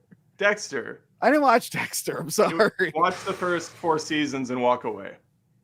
Oh yeah. And then people- come back and watch the reboot season that came out recently, obviously. But do I need to Was watch that the good? bad Like season? legit? Yeah, Was that I- good? No, I was trying to Oh. be sarcastic. Yeah. I wasn't sure. I didn't watch it. I was so pissed off. Okay. Next. Mean no. Girls. Oh, I have so much to say. Yeah. You know, the one thing I liked about this movie, Hmm. it made me realize how much I like the original Mean Girls, Sure. which is How a did you have very to? Did you have to realize that? It's fucking brilliant. yeah. like every time I watch Mean Girls, I really like it. But it wasn't until I saw like how the concept can be done horribly wrong. I'm like, wow, I really have an appreciation for the original Mean Girls. The original Mean Girls is great. I think everyone here must like it on some level, right? yeah. Mhm. Yeah. Okay. Classic. Even Joey C, who's manly, he gets a Exactly. man. But I only watched it because past girlfriends of mine would watch it, and I honestly, I didn't watch it for like 2 years when it came out because I'm like, I don't care. And a girlfriend made me watch it finally, Same. and like by the end of it, I was like, oh, this movie's fucking great. Oh, This yeah, movie's for awesome. sure. I did get good reviews of when the movie first came out. A bunch of guys at my school that I was at, I asked them what they did that weekend, and they said they got really high and went to see Mean Girls. And then the one dude, apparently during the Santa Claus dance scene, he jizzed his pants. And I'm like, wow, that's the best review I've ever. And now I do movie reviews for a living. Yeah. And I don't think I'll ever convey how much I liked a movie as much as that guy did. You got a new goal, Tony. That was my Wow. first review of Mean Girls. How'd you like it? Got high and jizzed my pants. I'm like, oh, okay. I guess I'll check it out at some point. Is that what weed does? I guess when Wow, you're man. 14, I don't know, and doing too much and seeing sexy Lindsay Lohan, I don't know. So yeah, I knew that there was a musical on Broadway, Mm-hmm. and then I saw the trailer for this. I'm like, wait, a new Mean Girls? I'm like, oh, is this like a legacy sequel that uses the same name, which is annoying, and everyone agrees is annoying now? And I watched the trailer. I'm like, oh, this is like a straight up remake. And then at the very end, I saw the music note in the letter A. I'm like, oh, fuck. I remember they were making a Mean Girls musical. There's a reason this is dumped out in January. And there's a reason they didn't put any musical shit in the trailer. This is a terrible musical and an even worse movie. It's really, really bad. Me and Crystal saw it together. Mm-hmm. He didn't shut up the whole time. Oh. Whole time. I wasn't sure what was worse, sitting next to Tony at the movie. It was really close, You guys. said that about Barbie too, and I had a great time in Barbie. Yeah. Casey feels the same way. Hey, fuck you. Yeah, we were pretty miserable. Adam, did you like it? No, I did not like this. I reviewed it on my channel. It wasn't Oh, a fan. no, don't know why you're here. You can just fucking leave. I don't fucking know why I'm here either. Because you have such nice hair, as we found out. It was the nicest thing Gil could come up with. Don't think I didn't pick up on that, Gil. His hair? Yeah, he's got some nice stuff in the background. That Taylor Swift, I like her. No, I'm a big Tina Fey fan, and I feel like Tina Fey, especially during the 30 Rock years, which is one of my favorite shows of all time, I feel like she would look at something like this and roll her eyes, and now she's doing it. She's responsible for coming out with it. She's super involved with this. Yeah. I mean, I was cool with her doing like the Broadway thing. That's fun, kind of switch it up. But then she did this Frankenstein's monster version where you combine probably the worst aspects of the play with the worst aspects of the movie. And just everybody in this is terrible from top to bottom. Like we're gonna go through the cast. All right. I will say the only one that I thought was fine was the Lindsay Lohan new girl, who kind of looks like a young Amy Adams, like oddly a lot like her. But I'll save the rest of it. Yes. Gil, did you not see this one? Didn't see it. You're a smart man. You're a Yeah, you smart man, Gil. Yeah, I feel good about that decision now. Yeah, Yeah. you Yeah, you honestly should. should. Joey, I'm jealous. did you take a lady to see this? I wish I did, but I was out of Tinder likes that day, and they don't get refreshed until 12 hours later, so I just had to go. Oh, you don't pay for premium? No, fuck no, of course not. I don't. Why? Get money You don't from want to? Tinder You don't want to chats, match with spam bots in other countries? What's your problem? Tony, how would you know that? Huh? You Look, I- paying for those dating apps there? I did for a bit. I'm like, oh, there's a reason no one pays for these. They're all fake. Anyway, Where do you think all that Patreon money's going? Yeah, where exactly. all the Patreon money's going. I'm upset that they skipped important scenes like Regina getting hit by a bus. That really upset me. No, they did the Um, bus. Did they do the bus scene? I swear to God, because I did go up to take a piss and get a new slushie, and if that was the one scene that I was looking for, Were you wondering why she was in a neck brace for like the last 10 minutes? Oh my God! Were your eyes dilated when you watched this film? You know what? It might have been, but I went out to refill my slushie. But okay, I guess I'm not upset now. Okay, so anyways, the one thing that I will say, and we'll get into the cast too, but I feel like they were like speed running this script. Yeah. And the acting was absolutely horrible because I feel like everyone was just like rushing through every line. Yeah. And once I noticed it, I couldn't not pay attention to it, and it really fucked me up. They wanted to do all the, because Mean Girls is a super quotable film. They wanted to do like all the dialogue that everyone remembers from the film, but then they're like, oh wait, but we gotta like save room for a song. So you're right, they would like rush through scenes and then do these songs that were not catchy, not memorable At all. and they were super spaced out. Where at points I just forgot it was a musical. And I think the studio and the people who made it wanted us to forget that it was a musical. They didn't even advertise it as a musical. But yeah, they did remove a lot of elements that I like and that people like, especially with what's the dumb one's name? The Karen. Amanda Seyfried character. Oh Karen. yeah. Karen. They got rid of her, like I must have ESPN or something, or how she Karen. feels her boobs to check the weather. They got rid of that. They do showcase the boobs though for that. Oh, actress. I felt so uncomfortable. Holy Talk shit. about. So We were just talking about that pool scene. This Yeah. is a whole nother level. Super fucking weird. That was A whole nother level. insane. I have Halloween. It's like a 4-minute song just dedicated to her boobs. I have a And just slide all for high that. schoolers and the sluttiest clothes, which we're fine with, sure, but like, God. goddamn, the boobs on all those Yeah. girls. Yeah. They're not.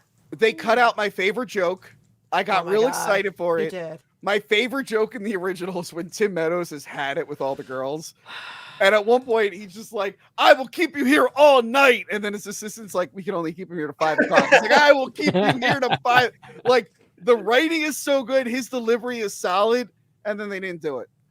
I think I laughed one time because, again, it felt like an old school Tina Fey joke, and it came from her. And it's at the end in that same scene where there's all these terrible songs, and then Tina Fey's character starts to sing, and she's like, "No, that's not happening now." Yeah, that I was all right. hated that. That was Oh the only, God, that was I the only thing I hated laughed. that. That was the only thing I laughed at. Really? That would have been, you know what it is? Because so much of the other movie is unfunny and flat. That was actually a good moment. It would have been better in a better film. Oh yeah, of course. Yeah. I mean, the movie sucked. So.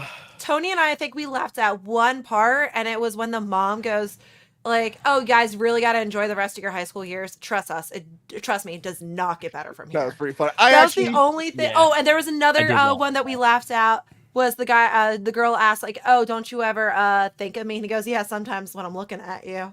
That was pretty Those good. were the That was pretty only two lines that I thought were related funny. to that guy a lot. What was Young with kid. that Yes, random? What was with that random casting though? I forgot that actress's name. Oh, but Busey Phillips. Busy Phillips, Or right? Busy Phillip. Busey, Yeah, Busy, what- I don't know. Wh- Gary why? Busey Phillips. Why her? I mean, I don't know, but out of all Amy- like the recasting, I thought she was pretty good. it's just weird I Which because one was Tina Fey's like best friends with. Regina's mom. Oh yeah. I Yeah. thought it was mean that they wrote out the Lindsay Lohan character's father, who was played by Yeah. the janitor from Scrubs in the original. It's just Jenna Fisher, which I know she looks like Amy Adams, but she also can believably be Jenna Fisher's daughter. So I thought that was Yeah, good casting. Yeah. They had good chemistry too. Me and Crystal realized like they weren't as mean as they should be because you're Mhm. not even like we've gotten like so sanitized and anti-bullying and stuff that we're not even allowed to depict it as a bad thing. No, but there are so many lines. To me, it definitely felt like a pressured wokeness in there, especially when they're like, there's the iconic scene, like, "Oh, can't join the mathletes, it's social suicide." And they actually had to change the word suicide. And then they also had to change the whole thing about Janice being a lesbian and stuff. She's still a lesbian, but she's like out, and it's more like a proud thing. And she's more of a pyro. She's Yeah, like, the whole "Oh, thing no, is like she's he's a pyromaniac, and I'm like, okay, no one. Kids gets- are way meaner than that. And yeah, we all and know that. That's why Mean Girls was Like- fun because it was like Real. real. It It felt was real. Mean it was Girls, relatable. not slightly rude girls. Am I Yeah. right? Good Because Lord. girls are like passive aggressive and do these weird things. If they made a movie called Mean Guys, it would just be gay slurs and then punching each other, and it'll be over in 10 minutes. That's what it was like in high school for me. I don't know about you guys. I did punched the a lot of punching. people in high school. Yeah. We had the same idea. Yeah. No, I'm and really it gonna was get all- him with this Lot of one. those. Yeah, they're And like, it they're, was- in Mean Girls, it's like so and so thinks this person's fat, blah blah blah. In my high school, it's like, hey, you're fat, and they'd be like, yeah, I know, fuck you. Your mom sucks. Hey, don't bring my mom into this. And then it'd be like, all right, we're gonna get on the bus later and walk home and talk about wrestling or something. Anyway, that's Mean Guys. I should write Mean Guys. Guys, we should write Go Mean ahead. Guys. Boys Let's Must do Do it. It. Mean Guys. Mean Guys. Yes, I'm doing it. But yeah, I like you said, Crystal, like they weren't like mean enough, or at least it didn't feel as mean as the original. And then also when they kept, it was also kind of weird when they kept going into the TikToks and YouTube aspect. I hated Like that. it totally takes you a totally different color and just looks completely different Why from did the the entire whole movie. world love what was happening in this high school? Like, why is Megan the Stallion concerned? I'm very confused of why she was there. There's also like, was these other TikTokers like actually known people? Was it trying to get the TikTok world, like that kind of crowd, to see this Was it the movie? Broadway people? Maybe were they some of the cast? No. No, Guys, So do you think- I don't know who was actually on the Broadway show, but I think one of the teachers was one of the girls in the Broadway show. Do you guys think all the TikTok stuff in this is going to be as dated as like seeing like MySpace and stuff in old movies? Oh yeah, absolutely. for sure. And my other question is, Gil, since you do those Marvel breakdowns and Megan the Stallion is in She-Hulk, will you be including the Mean Girls musical in future MCU compilation videos? I think people would love if before I add Daredevil, before I add X-Men, I go straight to Mean Girls. I'm sure people would really appreciate that. Now, since Megan the Stallion twerked with She-Hulk, we have to count Mean Girls as canon. Okay, let's go through the cast here. Okay. Anjuri Rice, I think is her name. She was Betty in the new Spider-Man movies.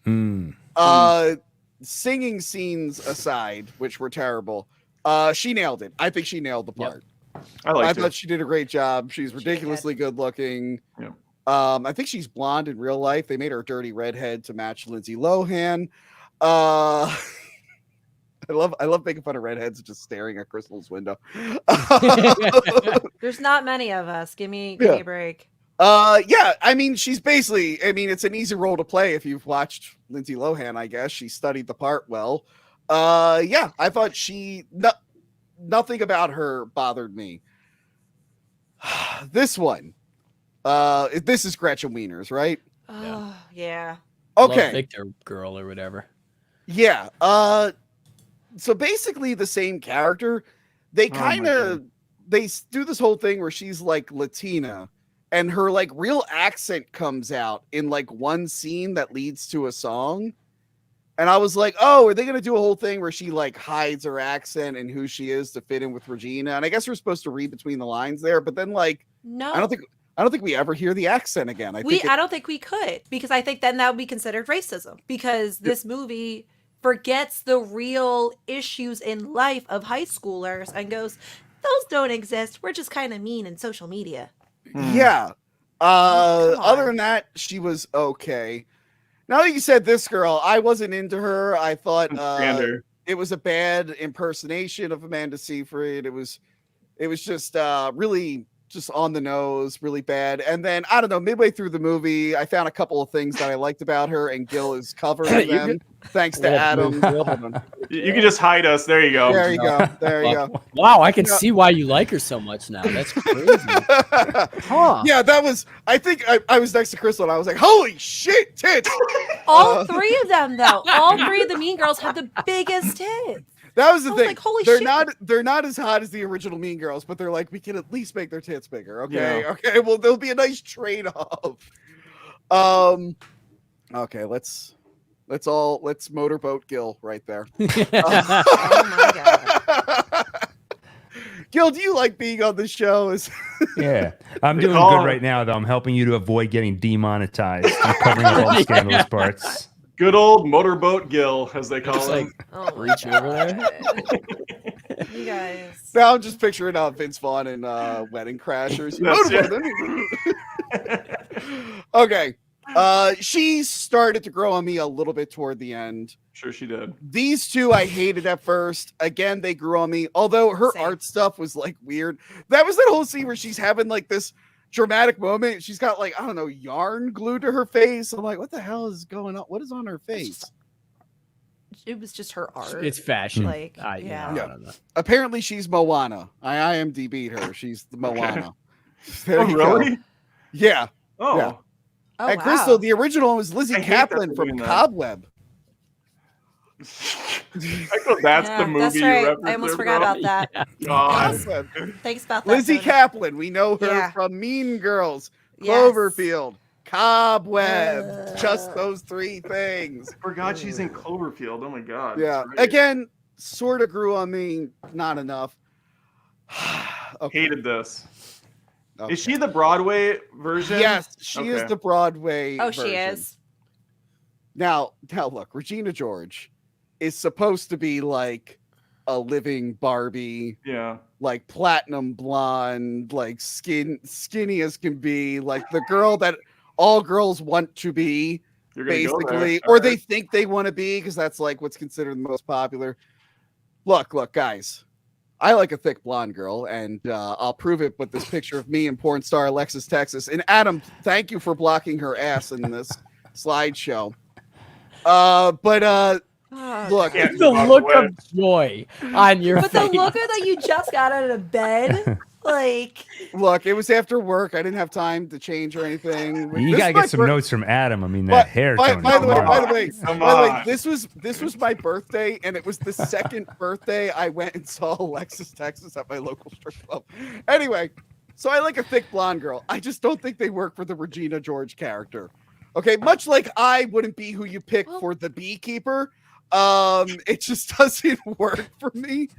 I don't think her face is bad. Her face definitely isn't bad, and I think she can represent that meanness a little bit within her. But if you're talking about purely on her body, I think one of the biggest issues is that she looks tall compared to everyone else. She just looks like a tall, broader, thicker girl. She's skinnier than I am, but she's definitely thin. But compared to all the shorter, skinny girls, like, it just doesn't do her justice. And the costumes, especially that pink shirt that went, like, that did not do her justice. They Like did a her corset dirty in the beginning, like a weird corset looking yeah, thing.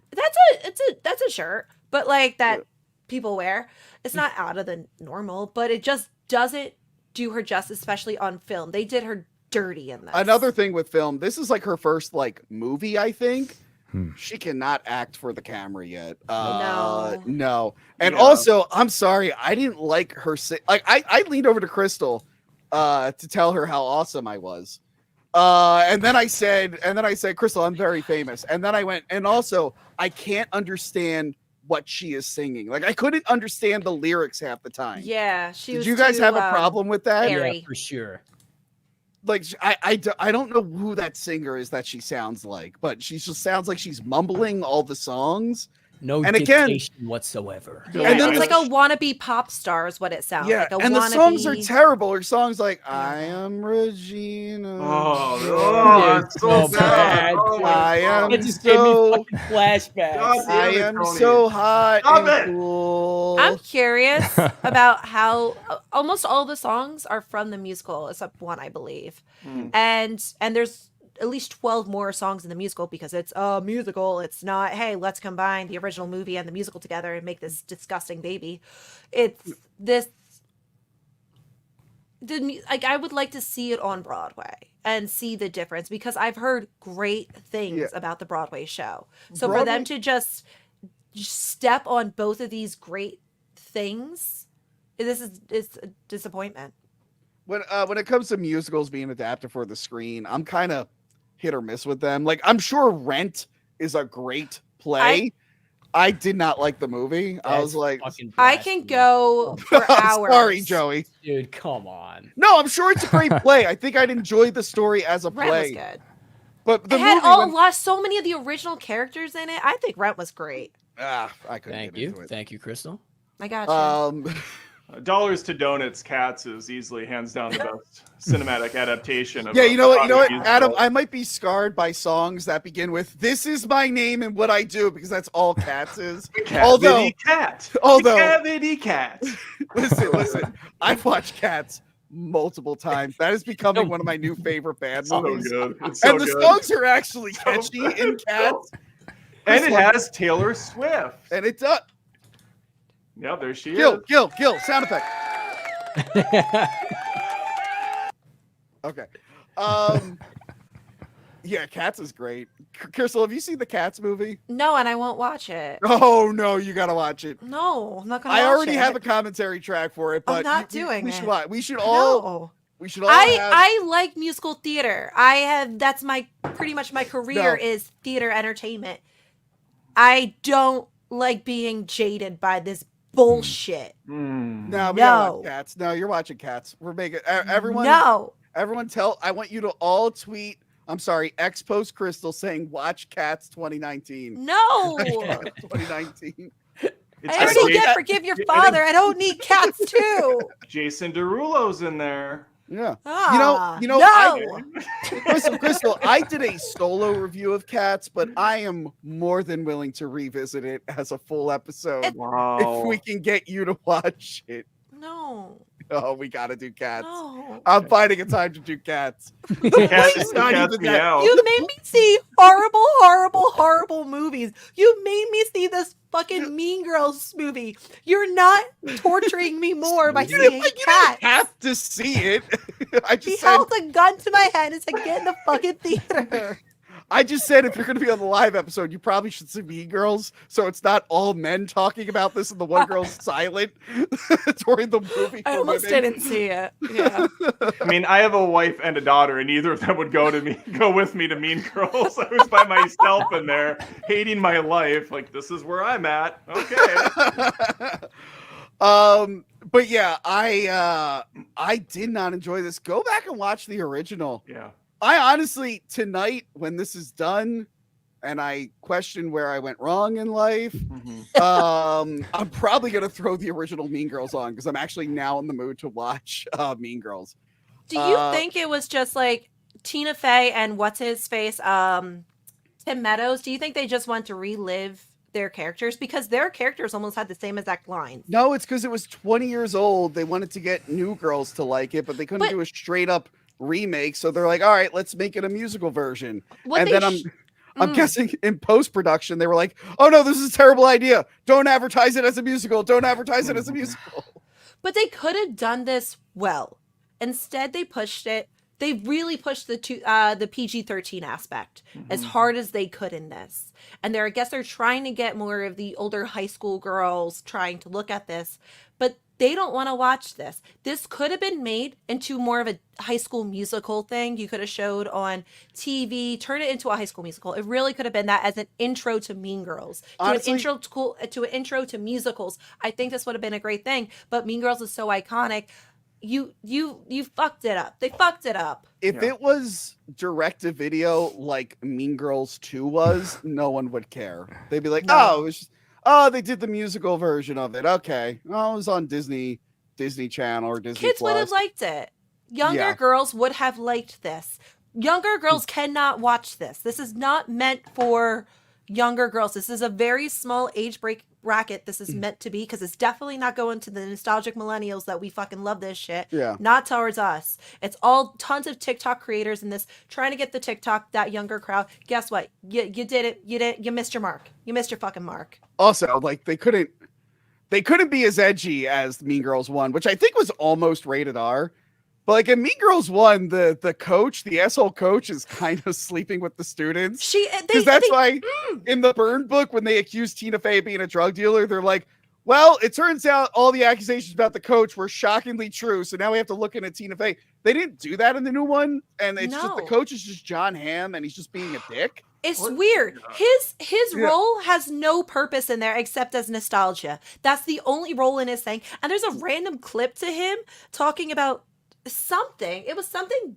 Oh, spelling out. Oh, he was trying to spell hormones, and he was hormones. He's spelling whore. Yeah, that was it. There's nothing funny about him. There's literally small little clips of nostalgia purposes.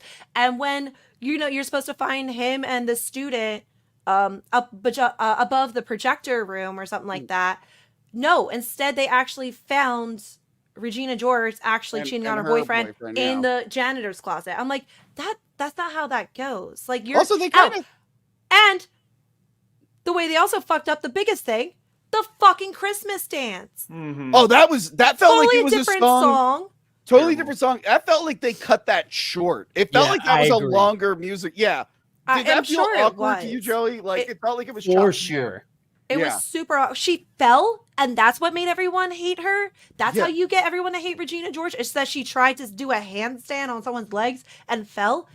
And there's no rebound. There's no, let's all get back and happy and singing or anything. It was just, that was it. And that was all the TikTokers were just hating her on that.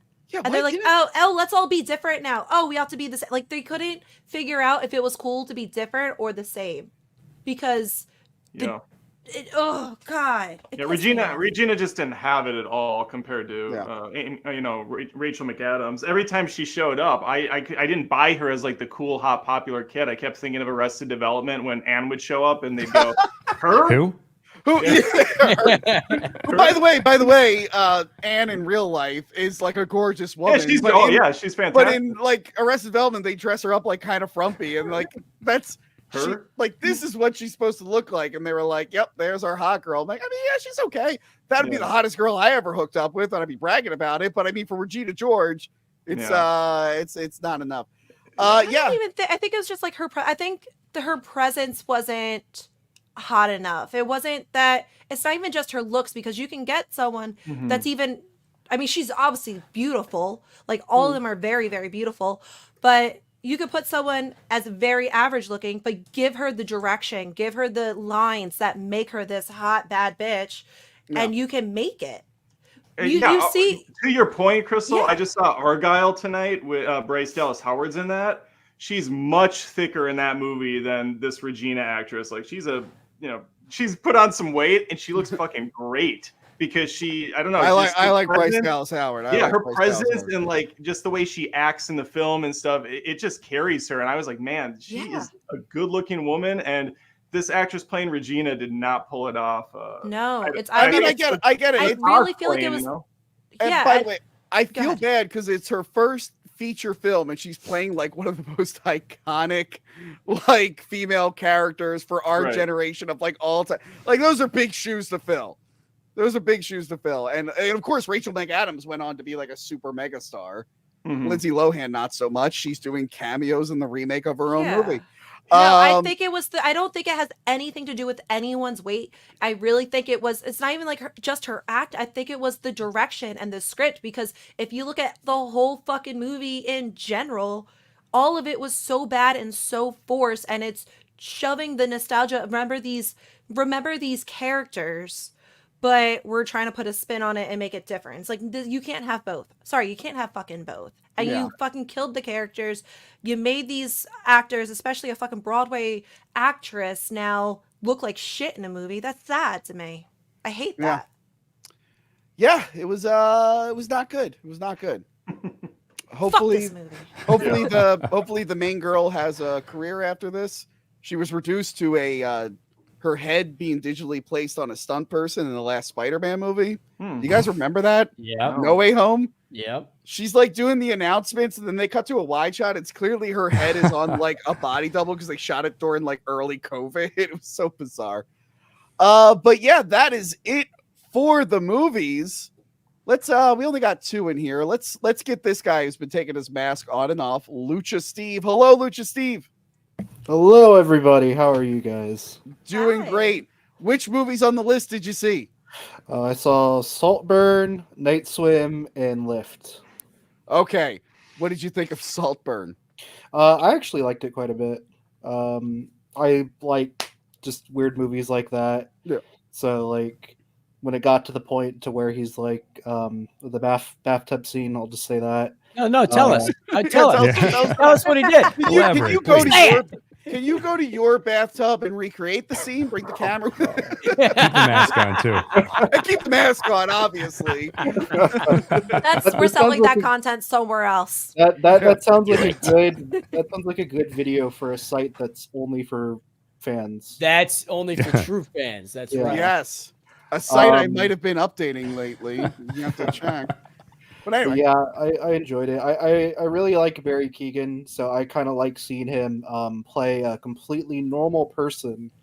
Yeah, I love him too. Eternals. I know we all love him in Eternals. I actually like him in Eternals. I actually like his character in Eternals. I can't remember a single thing he did in Eternals. Like I honestly cannot remember him. He was super smart. That's all I remember.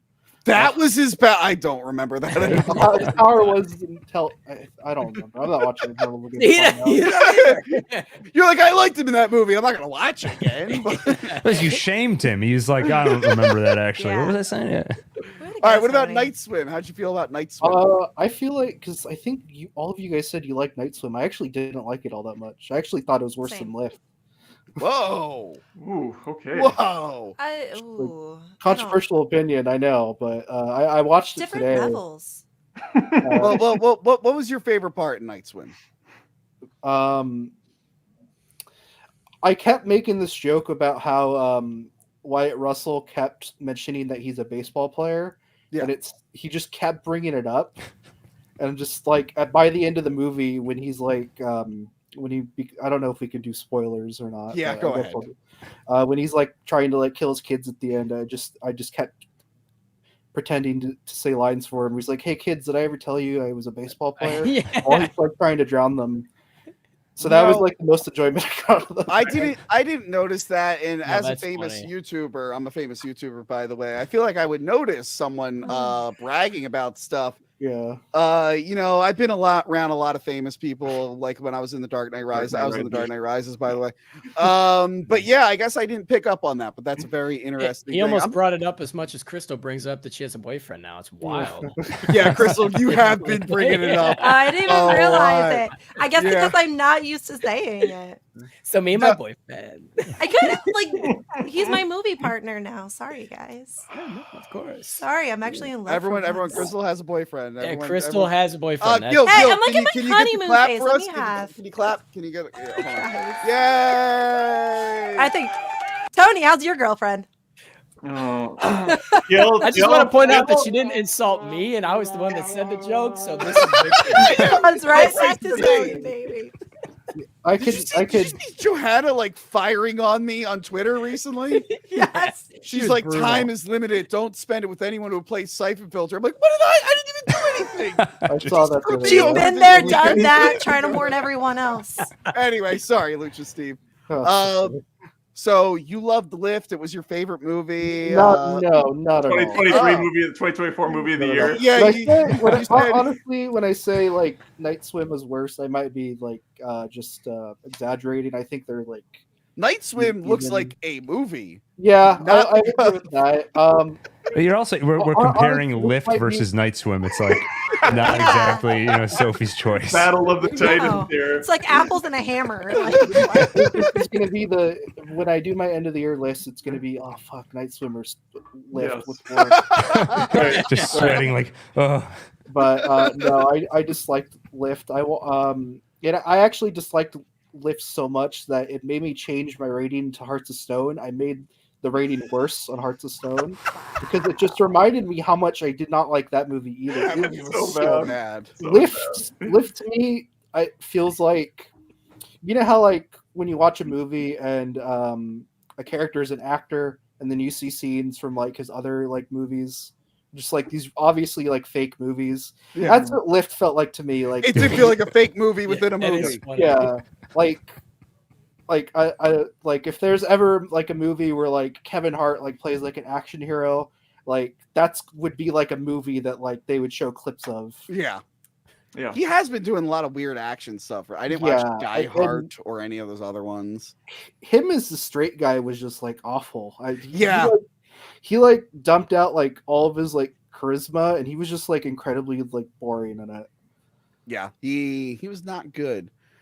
All right, Lucha Steve, thank you for stopping by, and thank you for being a patron. It's greatly appreciated. Thanks, Steve. All right, that was a bit much, Joey. I just want to point out every time Gil or Tony take a sip of water, I've been doing the same, and I've drank so much water this stream that I have to pee so bad. Your Pavlovian response. Why don't you go? By the way, what kind of cup is that, Joey? It was a Motley Crue cup, just like we are a Motley Crue. Real quick, Crystal, what kind of cup are you drinking out of? This one. It. Yeah, what is that? What kind of cup is it? You're drinking lead.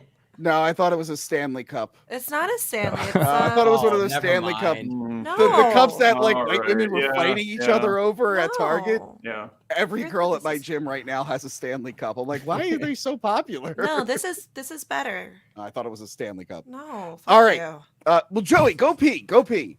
Oh, listen, I'm a man of the performance. I never leave a performance early. Okay. You gotta just do what I do, Joey. I have when I'm not part of one of the conversations, I just have a clip of myself that plays here. Nice. I just go like this, like. Gil, you are always on point. You're always ready. When I think of someone who's always ready, I think of the one in Dennis. Oh, yeah, there he is. He was more prepared this There we time. go. Hi, the one in Dennis. Look at that shirt. Hi there. Hey, hi. How you doing? Hi. Oh, wow. my God, that's horrible. Dennis, did you enjoy your cameo you got from me? I did. Actually, I kind of didn't watch it for 3 days after you sent it because I was like kind of embarrassed that I actually He requested paid me. that. He paid me to riff or what'd you say? Roast your Roast, acting performance in a short. Yeah. You told me to do it. Do you have a humiliation kink or something? I 'Cause, like, we deserved can every work with word. that. I believe everything Okay. you said in it. You so. see how Dennis is talking casually here? Dennis, when was that short filmed?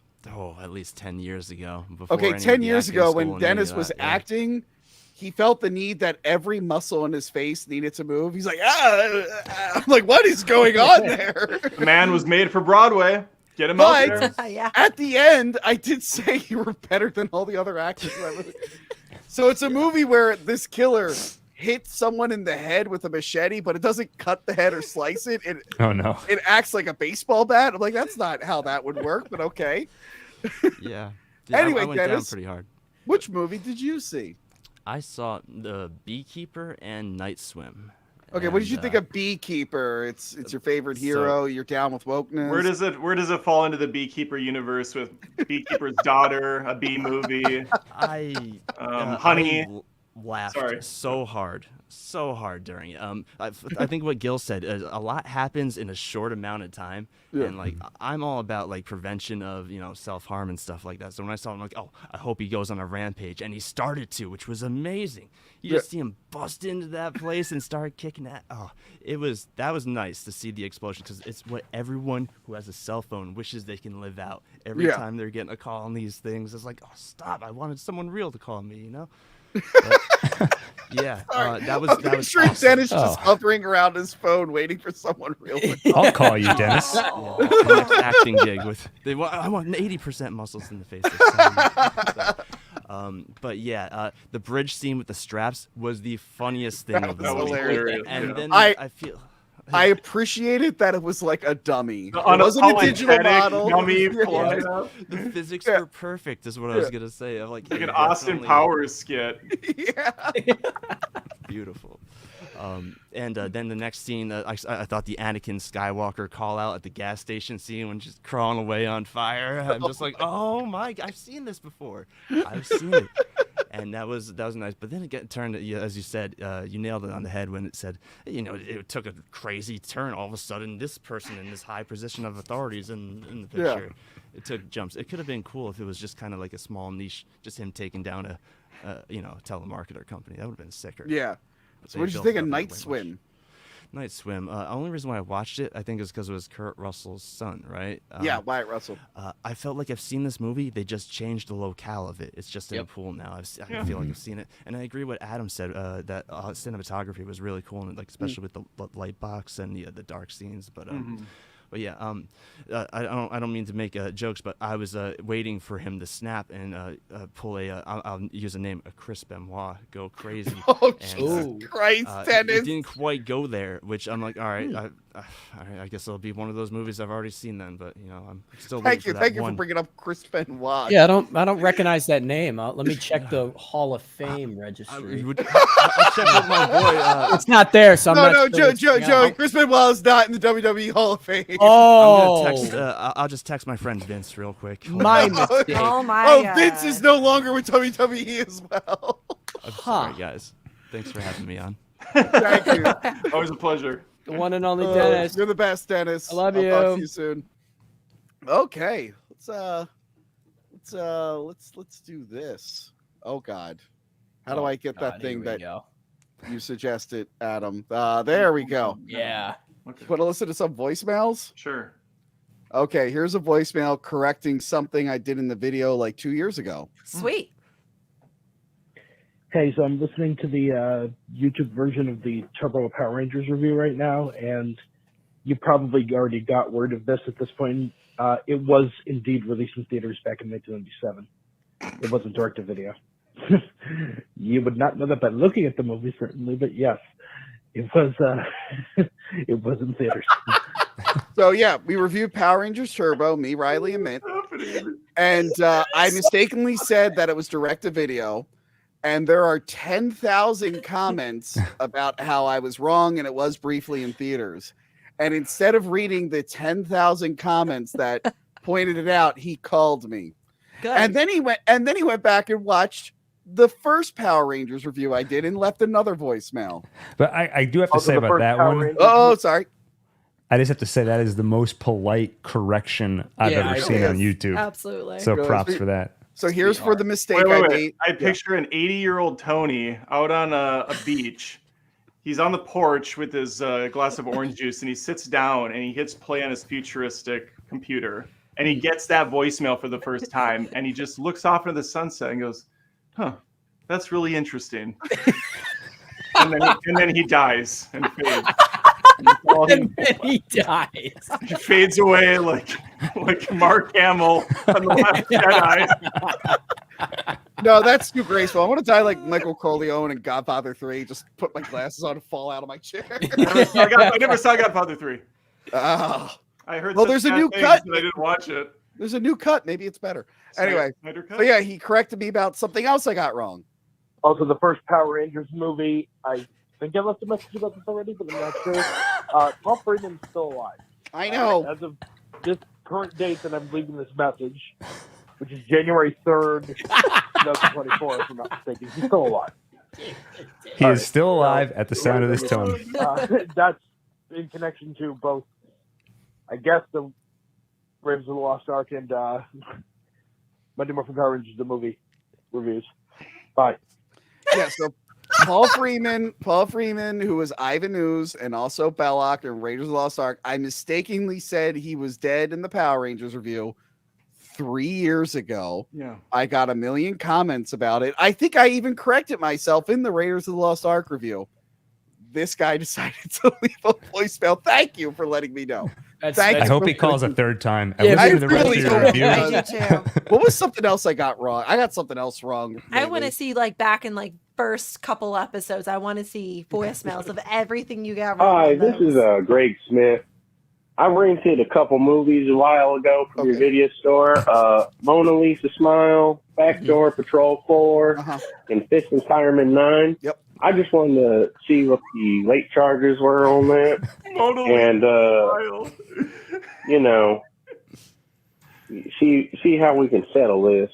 Also, the prequels are definitely the greatest Star Wars movie. Y'all, with your Kathleen Kidney Stone, done ruined it. Kathleen Kidney Stone. That's a new one. Adam, you should use that. And I feel like you have more KKK trucker Catholic heads. killer dude. Have Crystal on the show a bit more. No. Thank you. No. This guy. No. I was questioning him a little bit in the beginning, but like, especially with the prequel comment, I was like, But then I Crystal, I feel for him. we have a voicemail from film legend Roger Corman. I think he's like 90. I don't know why he's calling us. So odd. Howdy, champ.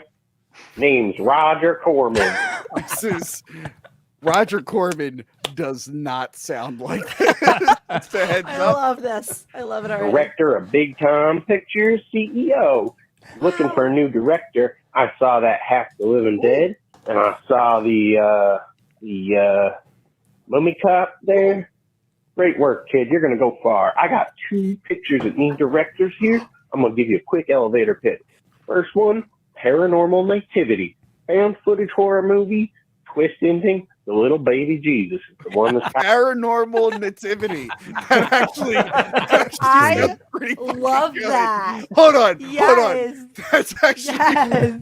I just on Patreon I have a commentary track for Noah's Shark. Yeah. That all the thought for that movie began and ended with the name. That The movie rhyme, sucks, but I think I could do Paranormal Entity. Please. possessed. Boom. How about that, kiddo? Other one, Weekend at Bernie's remake. Now, I know what you're thinking. Remake's overdone. This time we're going to do one of them fancy CGI, famous dead actor, Bernie Mac. Boom. There you go, kiddo. Get back to me and let's see what we can make some money. So Why is Roger Corman Howdy, making? he wants me to remake Weekend at Bernie's Yeah. with the CGI Bernie Mac. Cedric the guess- Entertainer obviously will be in there. Of course. Or the Jack Black Bernie. Mr. Steve Corbin, Harvey, of course, gonna be in there. Mr. Corbin, I love what you've done for film and your movies. I respectfully decline Weekend at Bernie Mac's, but I am on board for Paranormal Nativity. That is awesome. Yeah. Okay. Howdy, wishing you the best, my dude. Here's to a good few more years of hacks and movies, and here's to keep them being awesome, bro. Hell yeah. See you later. Dude, that is just sweet. That was very positive. That is just beautiful.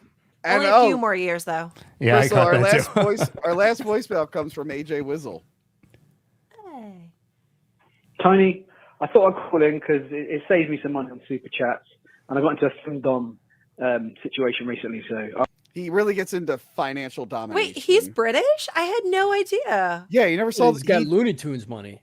Dude, he's sent me videos of him deadlifting in a gym full of like 100 people going, "This is for Tony," and then deadlifting. Yes, he's very This guy even more. But Tony, I just wanted to thank you on behalf of all the Tony supporters community for the work you do and the charming show you do, going into what's going to be a great year and a great 4 years after that. Tony, thank you for your generosity in what you do and in sharing all of your super chats and Patreon money with your hosts. You're a kind man, Tony. No. A kind man. No, the no. Quinn family Really? are going to have real food to eat tonight, Tony. Crystal's going to have real Not food? going to have to fight over another dry bowl of cinnamon toast crunch. They're going to eat. Thank you. It's thanks to you, Tony.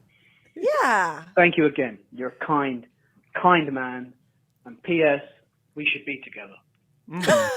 Dude, I love this guy. I love that. How do I kiss him? Love I mean, him. meet him. First How off- do I meet him? First off, gay. Second, I don't know what this sharing super chats thing is, but Or I'm glad- anything. I thought this was just really bad community service I've been doing for the Tuesday, past few isn't it? years. Speaking of super chats, let's burn through some of these here. This is a super sticker, and it's just the number one. Sweet. Thank you. Nathan Vogel gifted 5 Hack the Movies memberships. Wow, awesome. Awesome. Did he actually gift them, or did he just type? Did he just type gifted that? 10, Yeah. 100 Hack the Movies memberships? No, it's showing me it's showing me a gift graphic next to his thing. 9,000 rupees. Checks out. Hack the movies. Panic Pun became a member. Thank you so much. Did he actually become a member, or did he just type? Yes. Please keep doing those. We have another one. Oh, well, here we go. Here's your confirmation, Gil. Nathan Vogel says 5 membership gifts given to y'all awesome people. So is that enough confirmation for you? It checks out. Gil, who is your favorite white person on the panel? Now, Gil, much as I was confused with you, Italians, it's also debatable for us. So Adam might win by default. I don't know. Maybe Crystal. I don't know. So, Well, up to Adam, I Grimace is had white. time. What's that? Grimace is not white, Joey. No. Sometimes he is, depending on where Joey's at in Saltburn. See, that's why I'm conflicted. It's comments Too like much. that. Googling high school girls. Oh my god. But otherwise, I peeked ahead again, and this time I had a chance to think about it and reflect, Adam, on. I feel like I've really gotten to know you these past few months in these live streams, That's and right. I thought of all the stuff I love about you. Like, you were featured on Watch Mojo's top 10 underrated channels. I was. You've garnered millions of views, and right. you have 74,300 subscribers. Are you reading the About Me I page? love your That's Movie hilarious. Feuds episode 70, the best one, Frozen versus Tangled, 3.2 million views.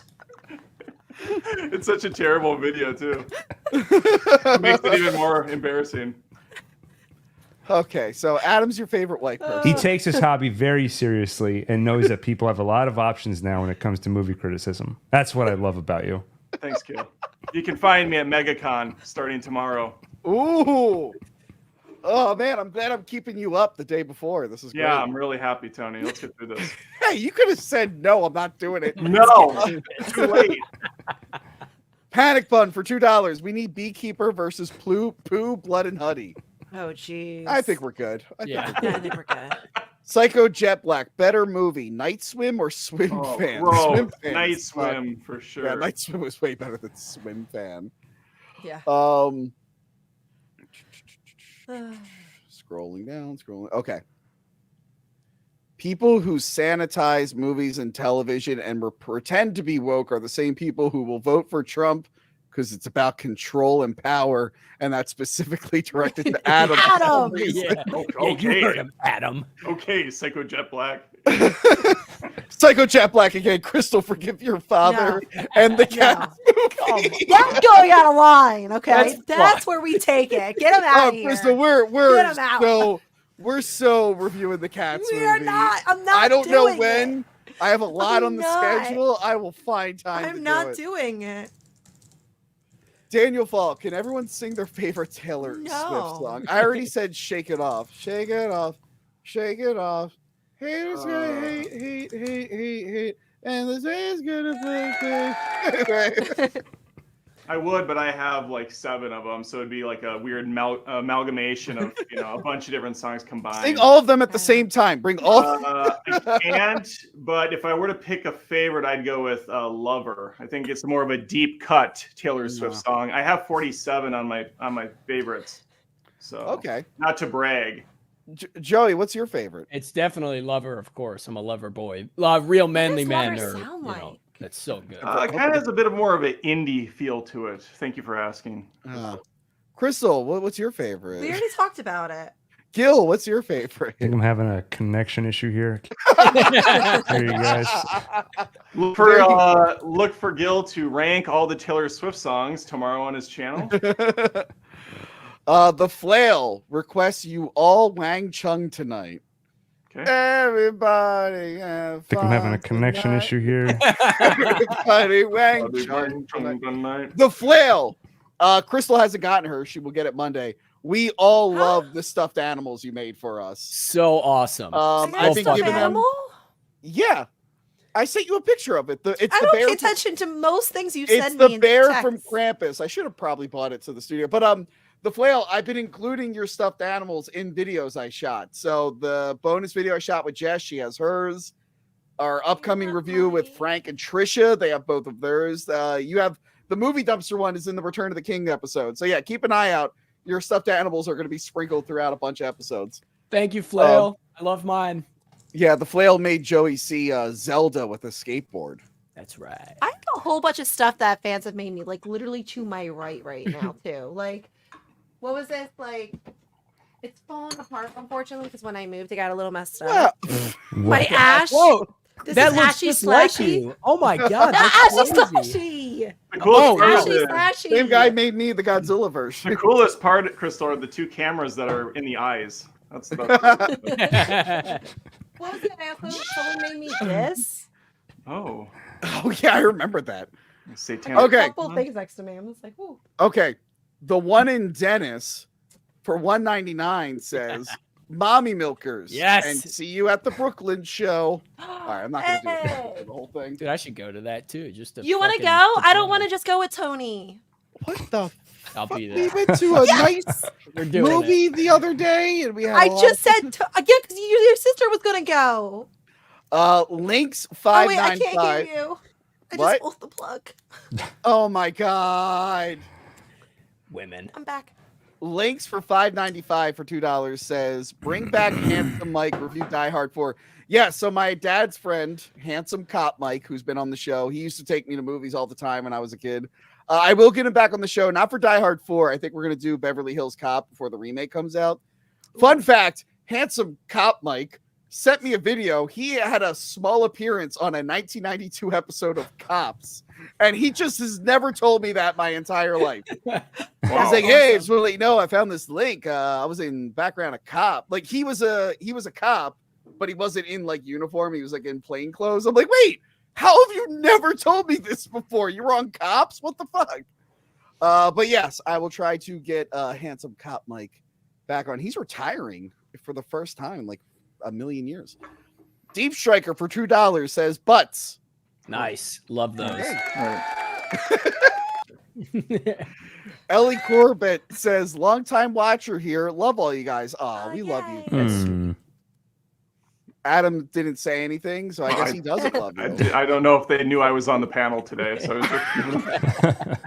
So I loved you guys, but why have you not reviewed Piranha 3D yet? Crystal. Yeah.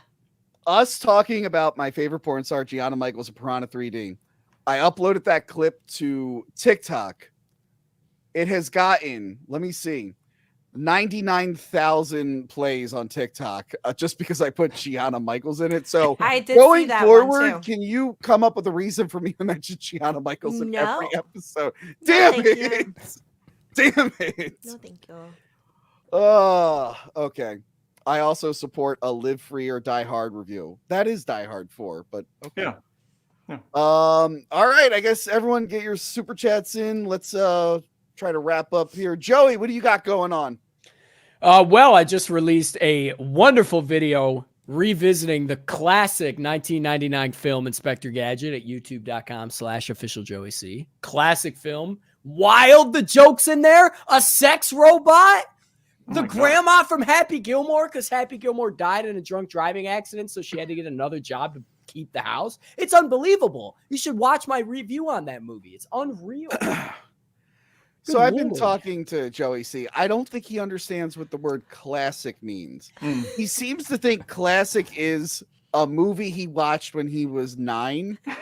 Classic? There's a little bit more goes into the whole classic, okay? Classic for him. Flintstones 2, baby. Classic. See, that's another one. That's not really a classic. He's kind of rewriting the wheel on the word, isn't he? What is the right term? Is it rethinking the wheel or reinventing the wheel? Rewrite the book. I mean, No one's writing the wheel, Tony. Dude, if can't someone write wrote the the wheel. wheel, Someone, Why are you writing wheels? someone Tony? please draw me writing a wheel. Like rewrite. No, have like a wheel with words on it, but I'm erasing it because I'm about to rewrite. Rewriting the word. You're wheel. literally rewriting the word. Yeah. Gil. We have Yes. we have a secret thing that we're working on, but what do you have publicly that you're working on? I like to go back and forth on my channel. One video will be analytical, high-minded, intellectual type stuff. The next one will be a big recap.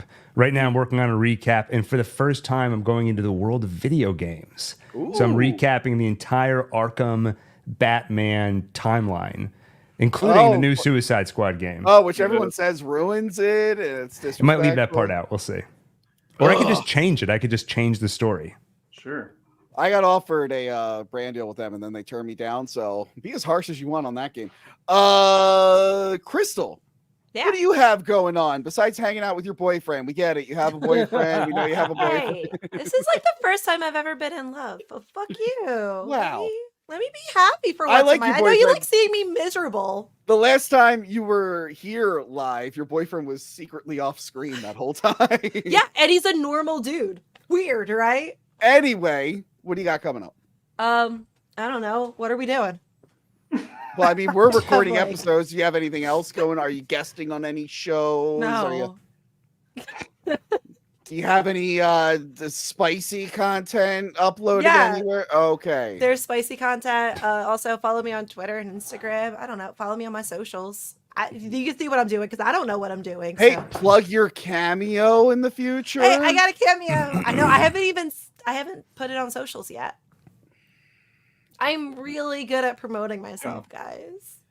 Adam, I know you have to be up early Yeah. and you have to be at this convention and whatnot. Real quick, can you give me like your top 10 Spielberg episodes right now? And please go into detail. Spielberg movies. No, I'm You kidding. don't have to do What do anything you- now. What do you got coming up besides MegaCon? I'm sure we'll have a bunch of stuff from there, but otherwise, there was a couple movies we did not cover that came out last month that I have reviews for on my channel if you're curious of my thoughts. Anyone But You, I know, is a movie that Tony was really looking forward to, and he must have missed Sydney it. Sweeney. She's Sydney going to be in Sweeney. that Madam Web movie. I can't wait of for. course. And then Poor Things. I have a review for that. Loved that movie. Very bizarre. I forgot all about it. I don't think it's playing in a lot of theaters. It's not. We should have added that to the list. I heard it's really good. It is. It's really weird though, so you have to be into that kind of thing. And then yeah, well, I think you'd like it a lot. The Holdovers was another one. Did we talk about that movie last month? Okay, no, it came out last year, so I couldn't remember if we talked about it or not. But yeah, those are all up on the channel, and I'll do some other dumb shit. That's cool. it. We got 2 last super chats. Okay. More Black Cinema, Vampire in Brooklyn review. Great Good movie. news. My favorite comedian, Manny Muskets, came over, and we did 2 black films for you guys. Of course, we did Leprechaun Back to the Hood, and we also reviewed the 1980s classic Soul Man. Mm-hmm. Is anyone familiar with this movie? Oh, you brought it up last time you were on my channel, and I didn't care then. I don't care now. It's about a guy who has to get into college, and he can't afford a scholarship, so he turns himself into a black guy. So yeah, is Vampire in Brooklyn the one with Eddie Murphy? Yes. Okay. James Earl Jones is in Soul Man. Julia Louis-Dreyfus. A lot of actors who probably wish they weren't in Soul Man are in Soul Man. So that's actually a really funny episode. We had a good time with that. Manny's awesome. And Psycho Jet Black, Joey, do you think of Tony when you pump iron? Oh, always, baby. Every single time. I love thinking of Tony from Hank the Movies when I pump. Jesus Christ. What a nice way to end the stream. What a great way to end this. Every single fucking time. All right. That's it from us, everyone. We'll see you all later. I'm going to end the stream. Adam, shut the fuck up. Don't say anything snarky. You shut up, shut up, shut up, shut up.